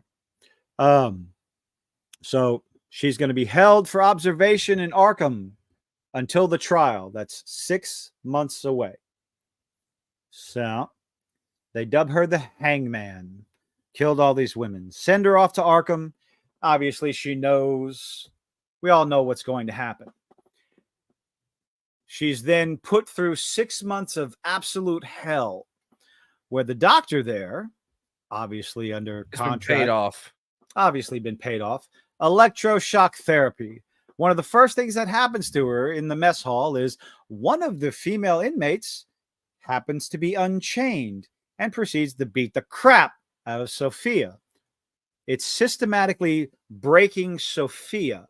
And the way she pulls this off, how she goes in there just a little bit strong, a little bit this, and you can see one scene after another, the electroshock, waking up, the night terrors, the hallucination of the paint peeling off the walls. I'm really not sure if those were hallucinations or just set up. No, they would have. They probably did not go through that much for her. They were constantly like frying her brain. So I mean, oh yeah, it was 100% pushing her to the point until she popped, and boy does she ever. She finds out. Well, see the paint peeling off the walls to uncover the same paint in her parents' bedroom when she found her mother dead.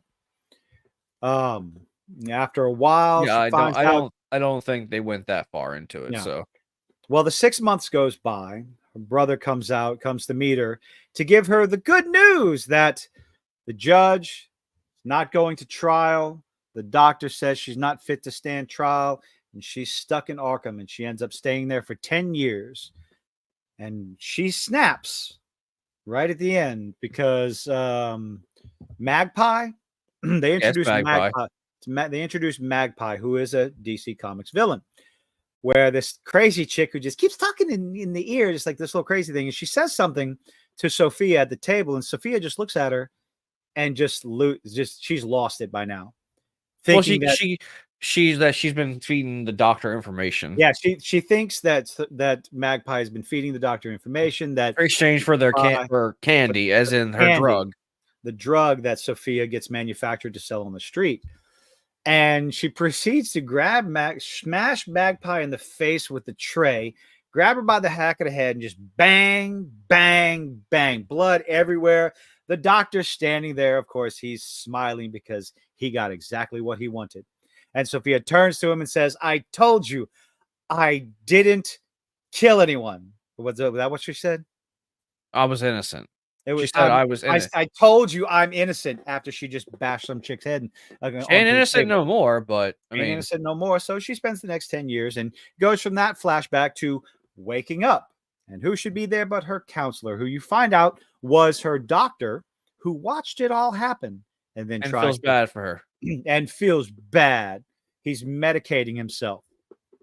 And it was at that point I watched the after show, and the showrunner, either the showrunner or the director or whatever, said that it was at that point the visuals that they used to show that Sophia is essentially reborn.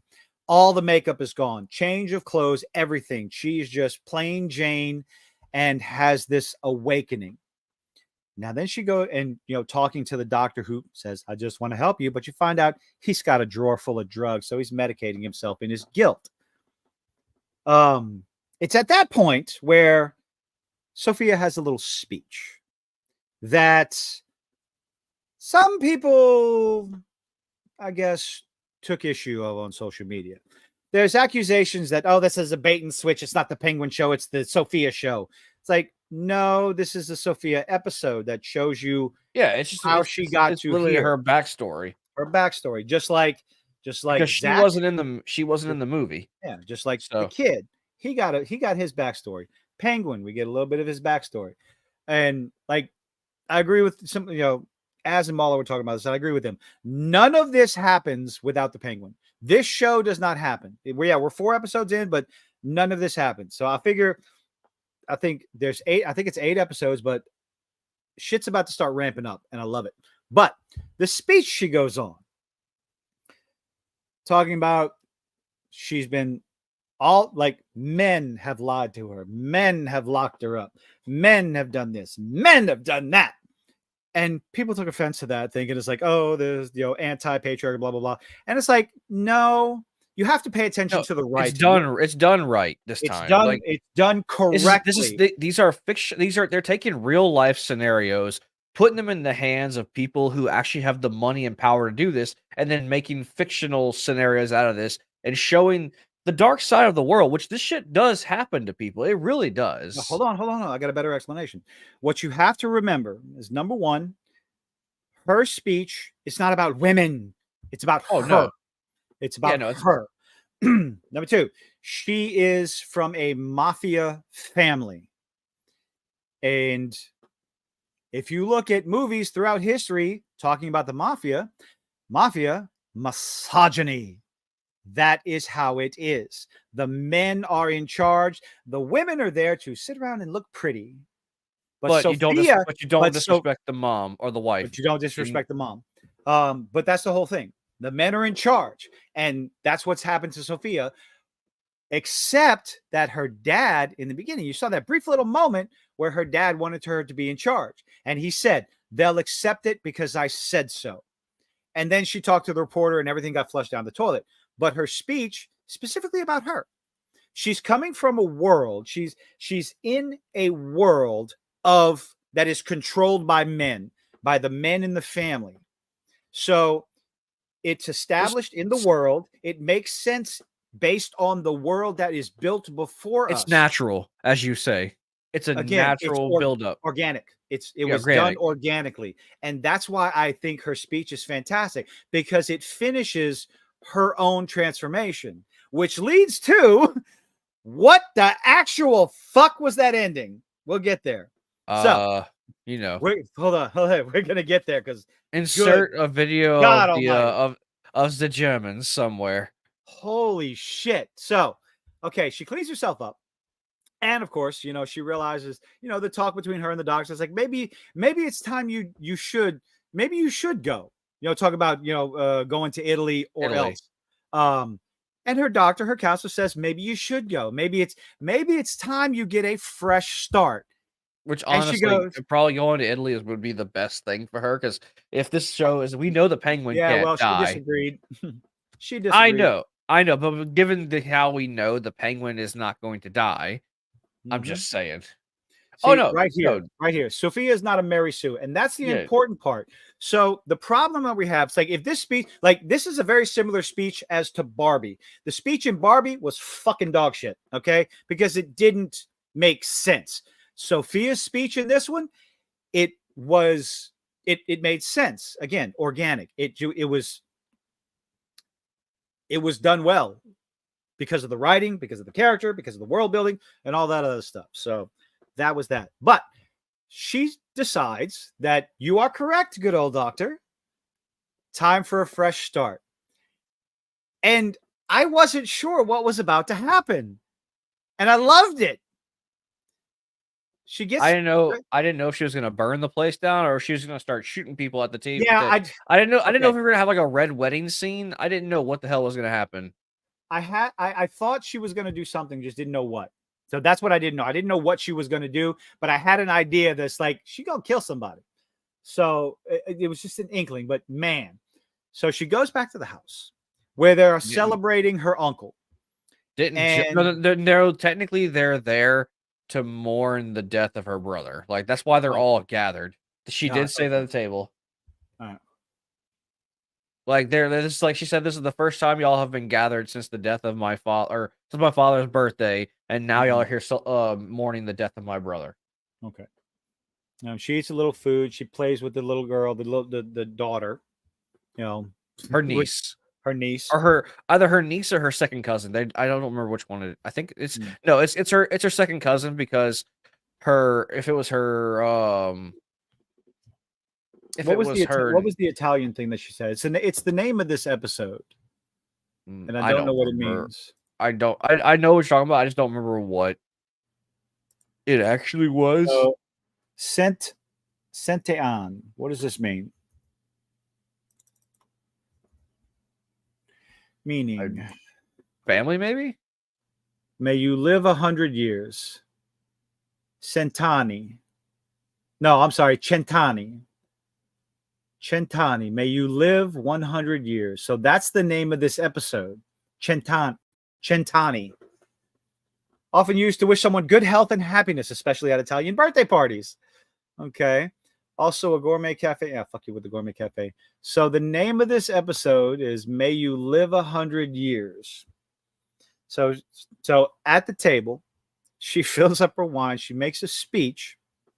And of course, the adults are kind of terrified. The little girl's mother, they're both about to leave. And Sophia just kind of looks at the mother and like, bitch, you're going to sit down. So sends her daughter off to go to bed, to where Sophia gives her little speech about, whatever they're talking about. And she says that she's decided, I can't remember exactly what she said, but to get implied that she was going to leave and start anew in Italy and take them up on the offer or whatever and everything. And then it proceeds, it shows she's smoking a cigarette in the room, opens up the window, tosses a cigarette out, but closes the window halfway. And you don't know what room it is. And then it cuts to her walking down the stairs with the daughter and some cake.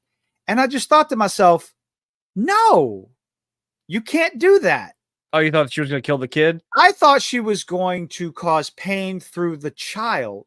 And I'm like, no, they can't do that. And they talk about they 100% can do that. I know, but no. All right. No, that's not cool. That's just fucked up. But she takes the child, they go and they eat some cake and everything in the greenhouse. And Sophia starts talking about like sometimes her and her brother would sleep all night in the greenhouse, just staring up at the stars. Would you like to do that? And it's one of those things where the suspense is killing me. Where the fuck is this going? And they go to sleep. Nothing happens to the little kid. Nothing. And they wake up. And the little except she's an orphan. She's an orphan now. Boy, you ain't gonna let me get to it, motherfucker. Come on now. This is like you got to build this up. You got to tell the story right. So they wake up. They wake up the next morning. It's nice and bright and sunny, and the little girl wakes up, and Sophia's like, "Go back to sleep," and she goes back to sleep. Sophia stands up and grabs the girl's backpack and takes something out of the backpack, drops the backpack on the ground, and right then and there I went, oh shit, she's got a gas mask. Because this is the way it landed. And she walks back into the house with the gas mask on. She goes down to the boiler room. She pulls the vent down. She turned on whatever whatever it was, whatever machine it was, the heating system, whatever. She took a tube, connected to the ventilation system. Basically, you ever seen someone like on blast and killed everyone with carbon monoxide poisoning? You ever seen those like people who like kill themselves with the like in their own car? Yeah, the exhaust. Basically, what she did to the whole house, to the whole damn house, except for one room. And it's at this point, once she turns everything off and she starts walking through the house, one room at a time, and you just see body, body, body. Some people trying to make it to the door, but the carbon monoxide poison just don't. And you see the little girl's mother hanging halfway out the bed. I'm like, oh, damn. I don't think they were running because they would not have realized that by the time that they were realized they would already be dead. I don't think they were. I think they were just doing their normal thing. Because one of them had a glass of wine in the head. Yeah, just I mean, not in the head. I mean, in the hand. Dead. That's the thing. Dead. That's the thing about gas. It's like you don't really know when you're about to die with that, especially because especially in-house gas typically doesn't have a smell like that. I think, if I'm not mistaken. Who is? And she gets to one final room. She opens the door, and you realize it's the room that she left the window open. And who is it? Luca? Yeah, it's the guy. It's the useful idiot. It's the penguin shoving the fucking phone down his throat because she realizes that he's useful. He's going to be the useful idiot. But she's got a gun in his hand. Is it Luca? Where's Luca? I think so. No, it's not Luca. Luca was the uncle. No, you're right. Luca was the uncle. It's Vinny, not Vinny. Yeah, Johnny Vitti. Actor's name is Michael Kelly. Johnny Vitti. He's the one she leaves alive. And that's how the episode ends. And all I'm doing is like, holy shit. I put it in the Discord. I went, episode 4 of the Penguin. Holy shit. Because this is definitely a holy shit episode. There is no denying that. It's like, so halfway through the season, we now have characters established. We have the Penguin. We got Zach, right? That's his name, Zach. No, Victor. The brother? No, Victor. Yeah. We got Victor, we got Sophia, and we got the Penguin. We know who they are. We know what their motivations are. And now we know shit has just hit the fan. Sophia knows that the Penguin killed her brother. Sees everything going. The Penguin knows Sophia knows now. And you got a crazy bitch who is going to be bent on revenge against. Which, by the way, they really show just how quickly he's willing to give up his morals and switch sides in this. Because when they had the Maronis had him dead to rights, he was just spilling all the beans right in front of Sophia. Like, so the whole thing about it was at that. The Maronis had already spilled the beans. That but she was already like she was still questioning it. You could see when she realized that they were telling the truth when Penguin started giving her up right then and there. Like Penguin he was like he's out for himself. I get that. Himself. We knew that it's pretty much they've established that from the beginning. So Victor wants better for himself. He wants better than his father. And he's building up the confidence to do what he has to do. So I think the character. Sophia knows who did what. And she's got that empire from Arkham, the drugs from Arkham, that the agreement with the triads is a done deal. So she can still do it. What the hell is the Penguin going to do? Because he's going to have Sophia after his ass. He's got the Maronis after his ass that are tired of his bullshit. So, yeah. Like I said, run. He's going to run. He can't run. He can't. I don't think he's going to run. No one knows where his mother is. Oh, well, she hasn't been in a few episodes, so. She was in the last episode. I'm pretty sure. Why did he kill those women? Who cares? I don't think it's relevant. Who had Carmine killed? Because they were prostitutes and he had fun with them and they were done. Carmine. So okay, obviously Kilton hasn't seen the movie yet, but he's been spoiled. Yeah, you see this little spoilers thing at the bottom. Go ahead. So Carmine is Catwoman's father in the movie, and he can't have loose ends. He's a fucking mobster. So he got a prostitute, a hooker in his club, knocked up.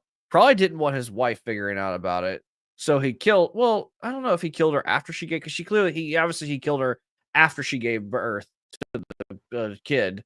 They don't really explain why he kills the women, but he is known for killing women in the movie because he killed her mother by strangulation, and he tried to kill Catwoman by strangulation. Wait, spoilers about what? You talking about like Catwoman being illegitimate? I already knew that. There's really no. He doesn't really need a reason. They don't give a reason for it. He does kill. He kills. He's a crazy bad guy. He's crazy mafioso. He kills women by strangulating them. That's his MO. That's how he kills women. And they established that in the movie. He killed Catwoman's friend by strangling her. He killed Catwoman's mother by strangling her, and he tries killing her by strangling her. So, like, the whole strangulation thing, it's just something that's already there. This show is fucking fantastic. It is absolutely fantastic. Like when I keep going back to that speech because we're on episode 4. In any other show, take that speech and put it in Agatha, and it's dog shit. Take that speech and put it in something like The Acolyte or Ahsoka, and it's just absolute shit. That speech in this show, surrounded by these other episodes and the backstory for Sophia, and it fits in the world. That's called world building. That's called They did a lot of that with the movie. I'll watch it this weekend, okay? All right? I'll watch it this weekend. Yeah, you should. It's a good movie. Yeah. And that's the difference. It's all about the quality of the writing. The show is fantastic. Even with everything we just talked about, you should do yourself a favor and watch this show. It just we're not doing it justice. No, we're not. It just I think that's the that's probably the most play-by-play review of an episode that I've ever been able to do. And that's a credit to the show because I remembered all that stuff. I was like, okay, this happened. I'm able to remember that. I didn't take notes. I haven't taken any notes on the Penguin just because I'm so enthralled. In order for me to take notes, I'd have to watch it again. And it's very difficult for me to do that, even if it's a show that I watch, that I enjoy. I don't know why. Look, he probably killed Sophia's mom because she found out that he was sleeping with other women, with all these other women, and he didn't want the shame, like you said right here, to cover up his shame. That's a probability. He's a mafia guy. Got to have that honor. Can't be embarrassed by these women. Also, the image as a mafia boss is everything. Yep. So. You don't need if you're already in the game of killing people, it's not one more person. Yeah, his whole business is to do this, so it's really he doesn't need a reason to kill people. He's a mafia boss, so if you're trying to look into it, if you can learn more about Carmine. If you want to read the comics, there are plenty of comics out there if you really want to learn more about them. They don't really give you a lot of reasoning in the movie. In the movie, it was more because Carmine was involved because he knew Bruce's father. That was the big thing, is that he was the Waynes were involved with the Carmines. That's all he was really there for. And they brought this up to show that even the Waynes were corrupt, were semi-corrupted. Is he in Batman? Let's see. Batman. Is What's he your in question? Batman the Animated Series? Yeah, Carmine's in Batman. He's a different character altogether, though. In Batman the Animated, he's the fat dude with the white hair. No, I thought If it's you- Rupert Thorne. Fat guy with the white hair is Rupert Thorne. No, Carmine is definitely in the animated series. I know he is, and then Maroni's No, are. yeah. It's been a while since I watched it. Okay. Why Rupert Thorne never became what? Never became DC's Kingpin. Okay. Now the big guy with the crooked nose. I know who you're talking about. I'm looking at his picture right here. Carmine Falcone. Maybe they'll get. I doubt they'll delve into it because he is dead. He died. Carmine dies in the movie. So, and they gave him one flashback episode. I really doubt they're going to actually explore why he killed these women, other than the fact that he was sleeping with other women while he was married. See, the whole thing is with storytelling, not everything has to be explained. I mean, the world building alone told the story. Like, he was married, his wife probably caught him cheating, and to not because I know you like the whole. I know you're talking about how the matriarchy, but if from what I've seen, at least this is from the movies. This is I don't know if this is real or not. No fucking clue. I'm not speaking as an expert. I have no fucking idea. But from what I've seen from movies and media, is that even though they're the wife, if the husband disrespects the wife, a lot of times the lower guys will kill the husband because you don't mess with the mother. You don't mess with the matriarchy of the family in a mafia, because I have no clue. Well, the thing is, they always they respect their mothers and all that stuff. The whole they may not be the head of the family, but they have an important role. And if he's cheating on her, she could basically ruin his image in the mafia, and that's all he really needs for it. It's all about respect, loyalty, and image in the mafia. So it's her trying to threaten to have him exposed for what he was doing. That's possible. All the motive he needed. Yeah. To kill her. I'm not justifying it. I'm just saying that's for story building. That's all he needed to kill her. They don't explain why he killed her. They haven't given us that information. They just revealed that he killed his own wife in this show. They didn't reveal that in the movie. But it was revealed that he would kill women in the movie with his with strangulation, but he would kill them by his hands. Yeah, I think Steve had said that earlier. Man rules outside, the woman rules inside. It's all about appearances. So yeah, I don't think it's too far fetched that that Mama Falcone found out the this, that, and the other, and he didn't want it to happen. And it's like, yeah, you kill one, you kill them all. So, but regardless, Liam. Well, the thing is, another really good thing about this episode that I really enjoyed was, I mean, obviously you didn't know. Obviously, you knew Sophia wasn't going to die, but in that scene, you were genuinely questioning whether Falcone was willing to put his own daughter down because of if she was going to spill the beans on some shit. You obviously, because it's a flashback. She lives, but you were genuinely, the acting made you genuinely concerned for her safety in that scene. Shit. Oh yeah, Strong did a fantastic. Everybody, all the actors are doing such a fantastic job. It's just such a breath of fresh air. Why can't shows like this be the norm? You remember when we were getting multiple shows like this? It depends on what era you're talking about. Just consistently well-written shows across multiple channels where people actually put love and care and passion into the show, whether it was a comedy, a drama, and just anything across the board.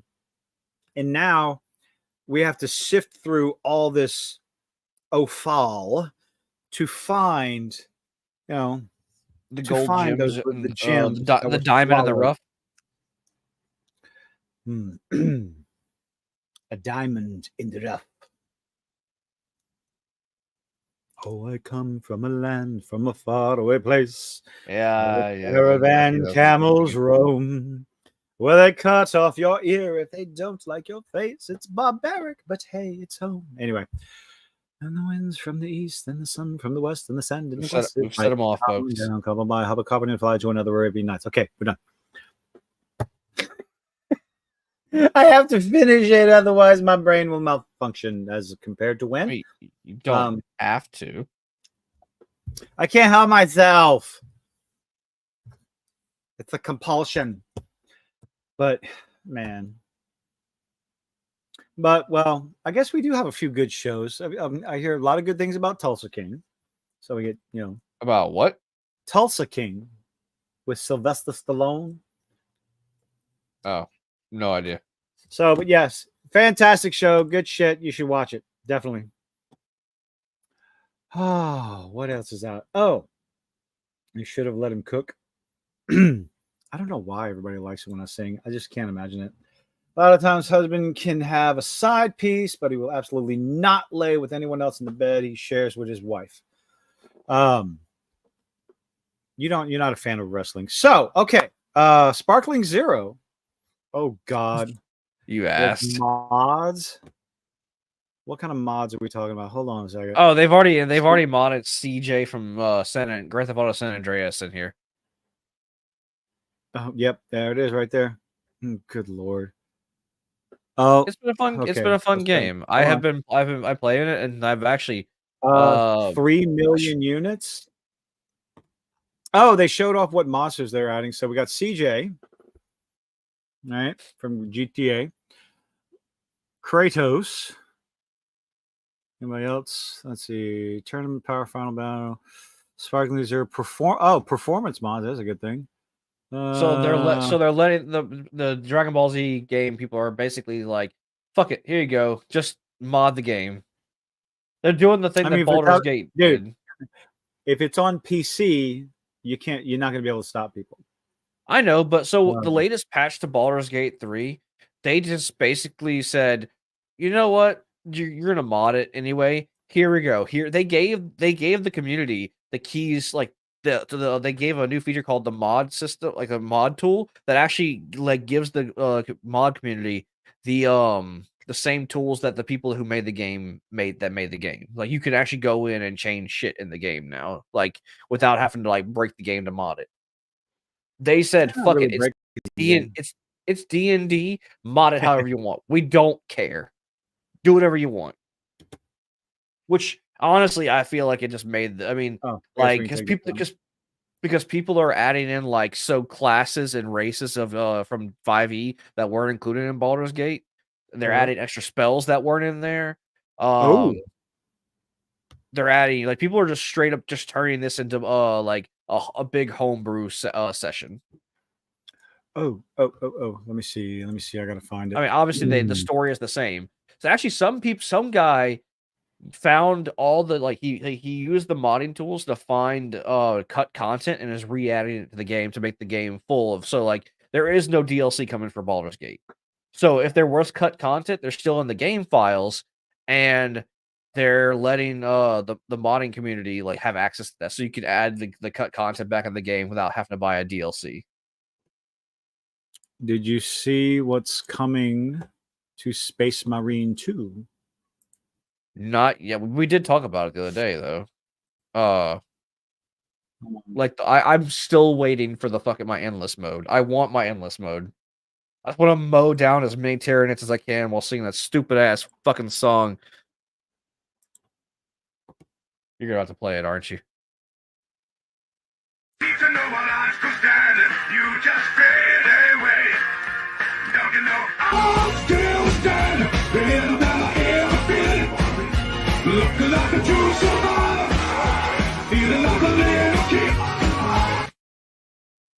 I knew it.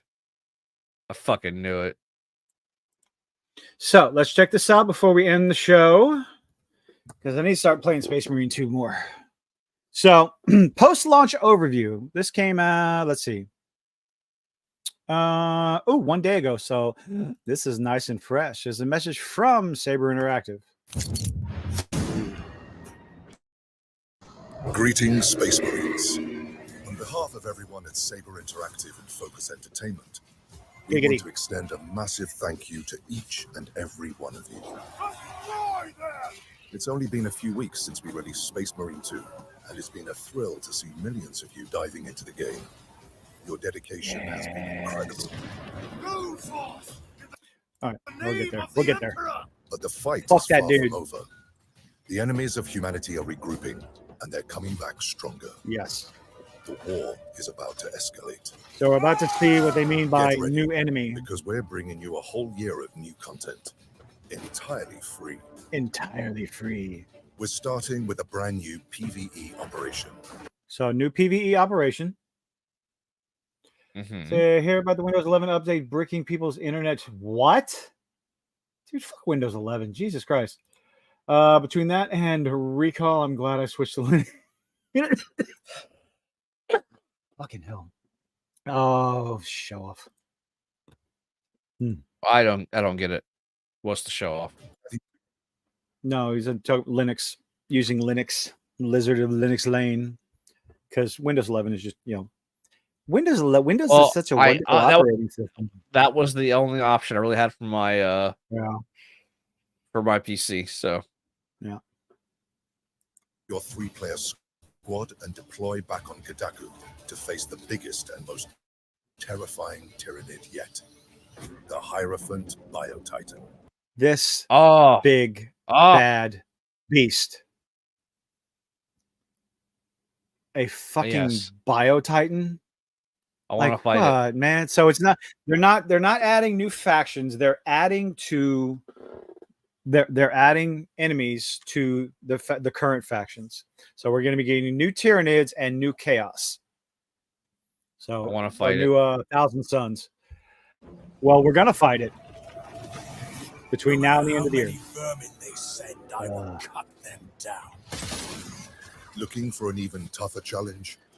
No. Gear up for the upcoming I want Horde mode. Bring Horde mode first. edition of Lethal But that's like the Difficulty. last thing they're bringing us. A brand new difficulty setting for the operations mode, designed to test your skills against the most brutal Xenos and heretics. I need the skins. I need. It's the And skins. to help you in man. battle, the armory will provide a new weapon, the Neo-Volkite pistol. So, Yo Volkite pistol. We end this now.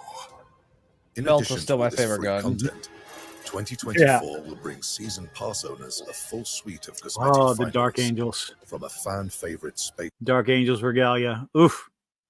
Marine chapter, the Dark Angels. I wonder what the other chapters they're going to be releasing. All of them. You'll be No, they're not going to be able to do. They're not doing all the Space Marine chapters. There's no. granted exclusive new weapon skins Ugh. for your auto bolt rifle, plasma pistol, and power sword. I like that. I dig that Ooh. power sword. Uh huh. Ooh. Oh, Oh. Oh. See that? See, Shills, that's a real reaction right there. That's I didn't know about this. Oh my God, I can feel it in my jellies. I want that sword. I'm gonna Yes, find the STL wants- file. I'm gonna wants fuck. the precious. I'm Oh, we I'm want- gonna yes. find the STL file and I'm gonna fucking print that sword. Is what I'm we gonna do. wants it precious. We wants it all, my precious. We wants it all. Yes, my precious. You watch South Park, right? No. You don't? Not You anymore. bitch. Did you watch the World of Warcraft episode? Oh yeah, fucking everybody. It's the did. sword of 1,000 truths. Oh god. The Emperor provides. A champion pack for the God, oh god, that skin looks sexy. bulwark class with a full I body need to armor play skin, more to get unlock more skins. Yep. I need to. a unique shield, and loads of cosmetic options to stand out on the battlefield and celebrate the Dark Angels successor chapters. God, that looks awesome. Moment of reckoning is upon us. And this is just the beginning.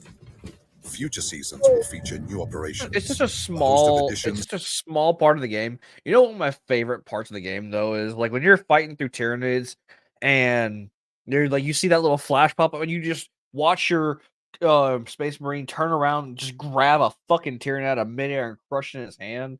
It's just a Yeah. cool fucking moment. It makes you feel like you have Ultra Instinct from like Dragon Ball. Just your instincts kick in, like just grab it, like, and you're still fighting while you grab the fucker. It's just, oh, it's so fucking cool. For PV I see what the prestige ranks. game mode and new arenas. I still haven't touched PvP. No, I don't. I'm not a PvP gunna guy.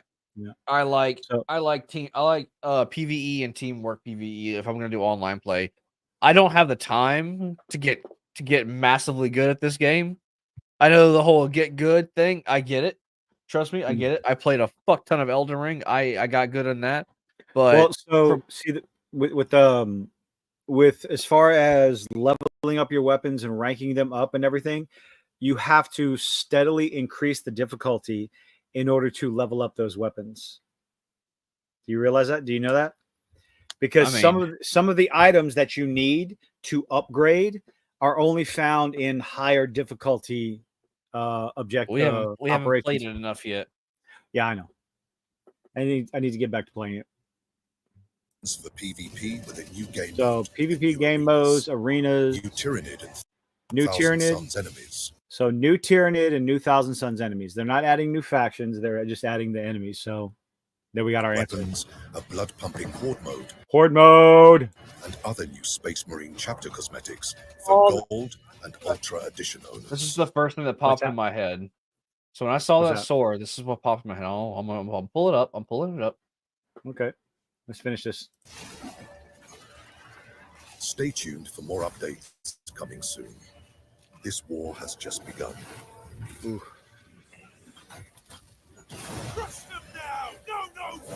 Oh. You know, I don't know the lore of Warhammer, but I fucking love it. I don't know a damn thing about it, but I love it. It's an interesting lore for sure. Oh my God, he's so goddamn cool!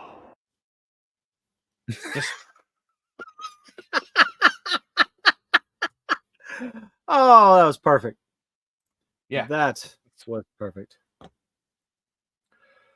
But anyway, that's all we got for tonight, ladies and gentlemen. Thank you for hanging out with us. Hold on, before we leave. Before we leave, do you want to acknowledge the fact that the Joker movie flopped because of the fact that the guy did not want to make another Joker movie? Okay, so more information and bullshit has come out. It's exactly what the movie is exactly what he wanted to be. What's the fuckers? Because he said something that let's see, what's Joker 2 director? What's his name? I don't know. Todd All I know, he said something astronomically fucking retarded. Review is absolutely brutal. I wish I see. The film's ending. No, fuck Todd Phillips. I was on the stream with Jason and crew a couple weeks ago, and I found something he said, and it made me completely and totally change my mind. Because at first I was kind of thinking about, it's like, yeah, maybe it was so bad because he didn't want to do it and he wanted to destroy the whole fucking thing. It's like, no. After this one particular statement, I realized, like, nope, this is exactly what he wanted. It was it was pretentious. He's a pretentious twat. And fuck him. I'm glad his movie failed. Got too big for his britches or something?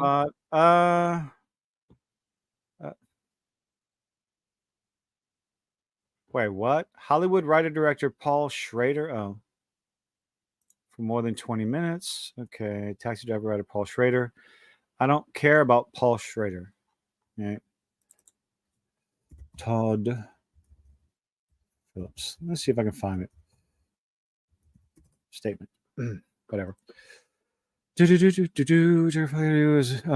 flaw is turning the fans into whatever. Did he want the Joker to bomb? Never addressed toxic fandom. Go fuck yourself, Reddit. Anyway, laughs at the fans.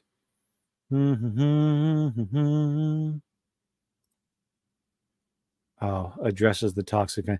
Was never about. Oh, Joker 2 was never about addressing the toxic fandom. I wish I could find his statement.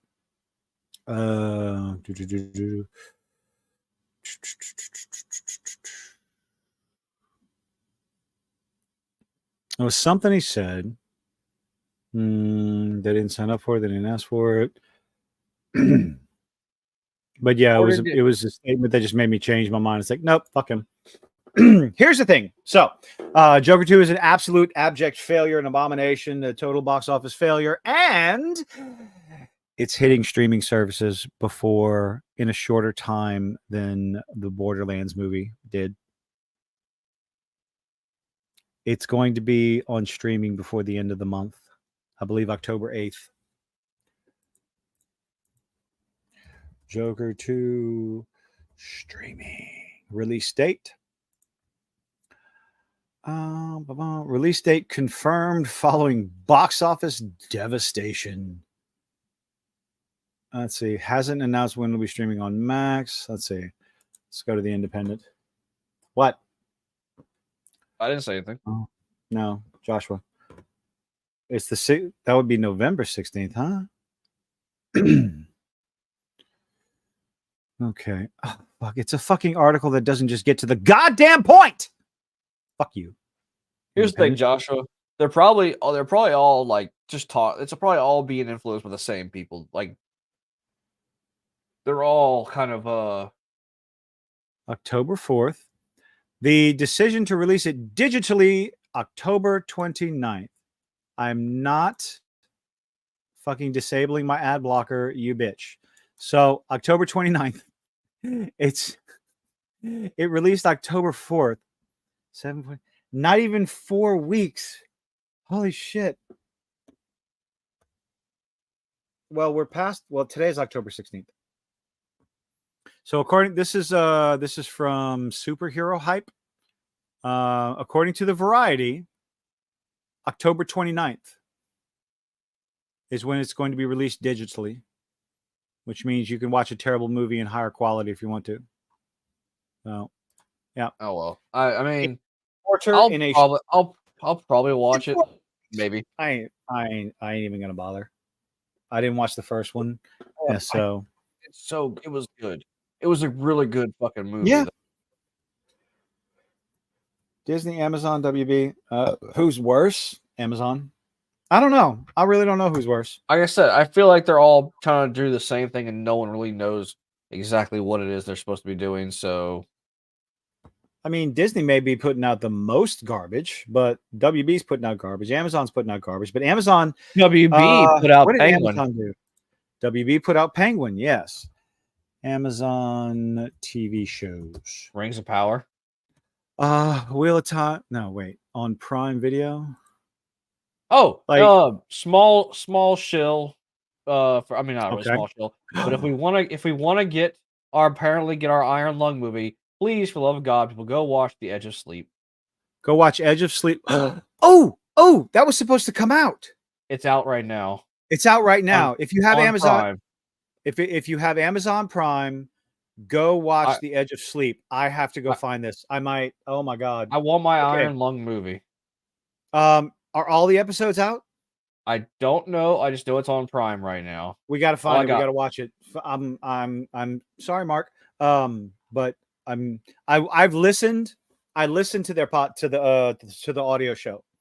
I listened to all their episodes. It's fantastic. It's fucking creepy as shit. It's an interesting story. Okay, so we got to figure out a way to watch it because I want to talk about it. I already have Prime, so I can go watch it. Okay, cool, good. You can it was, but hey, I was sailing the high seas to watch Agatha, and I saw it available on the high seas. So, okay, if it was close to Agatha as a new release. So if I could find it, I'm sure you could find it. I can find anything. So okay, we're done. Edge of Sleep. I want to watch Edge of Sleep. Might talk about that. Fuck Agatha shit. But anyway, thank y'all for hanging out. Thank y'all for joining us. And yeah, we're just gonna go ahead and say goodnight, Gracie. Good night, Gracie.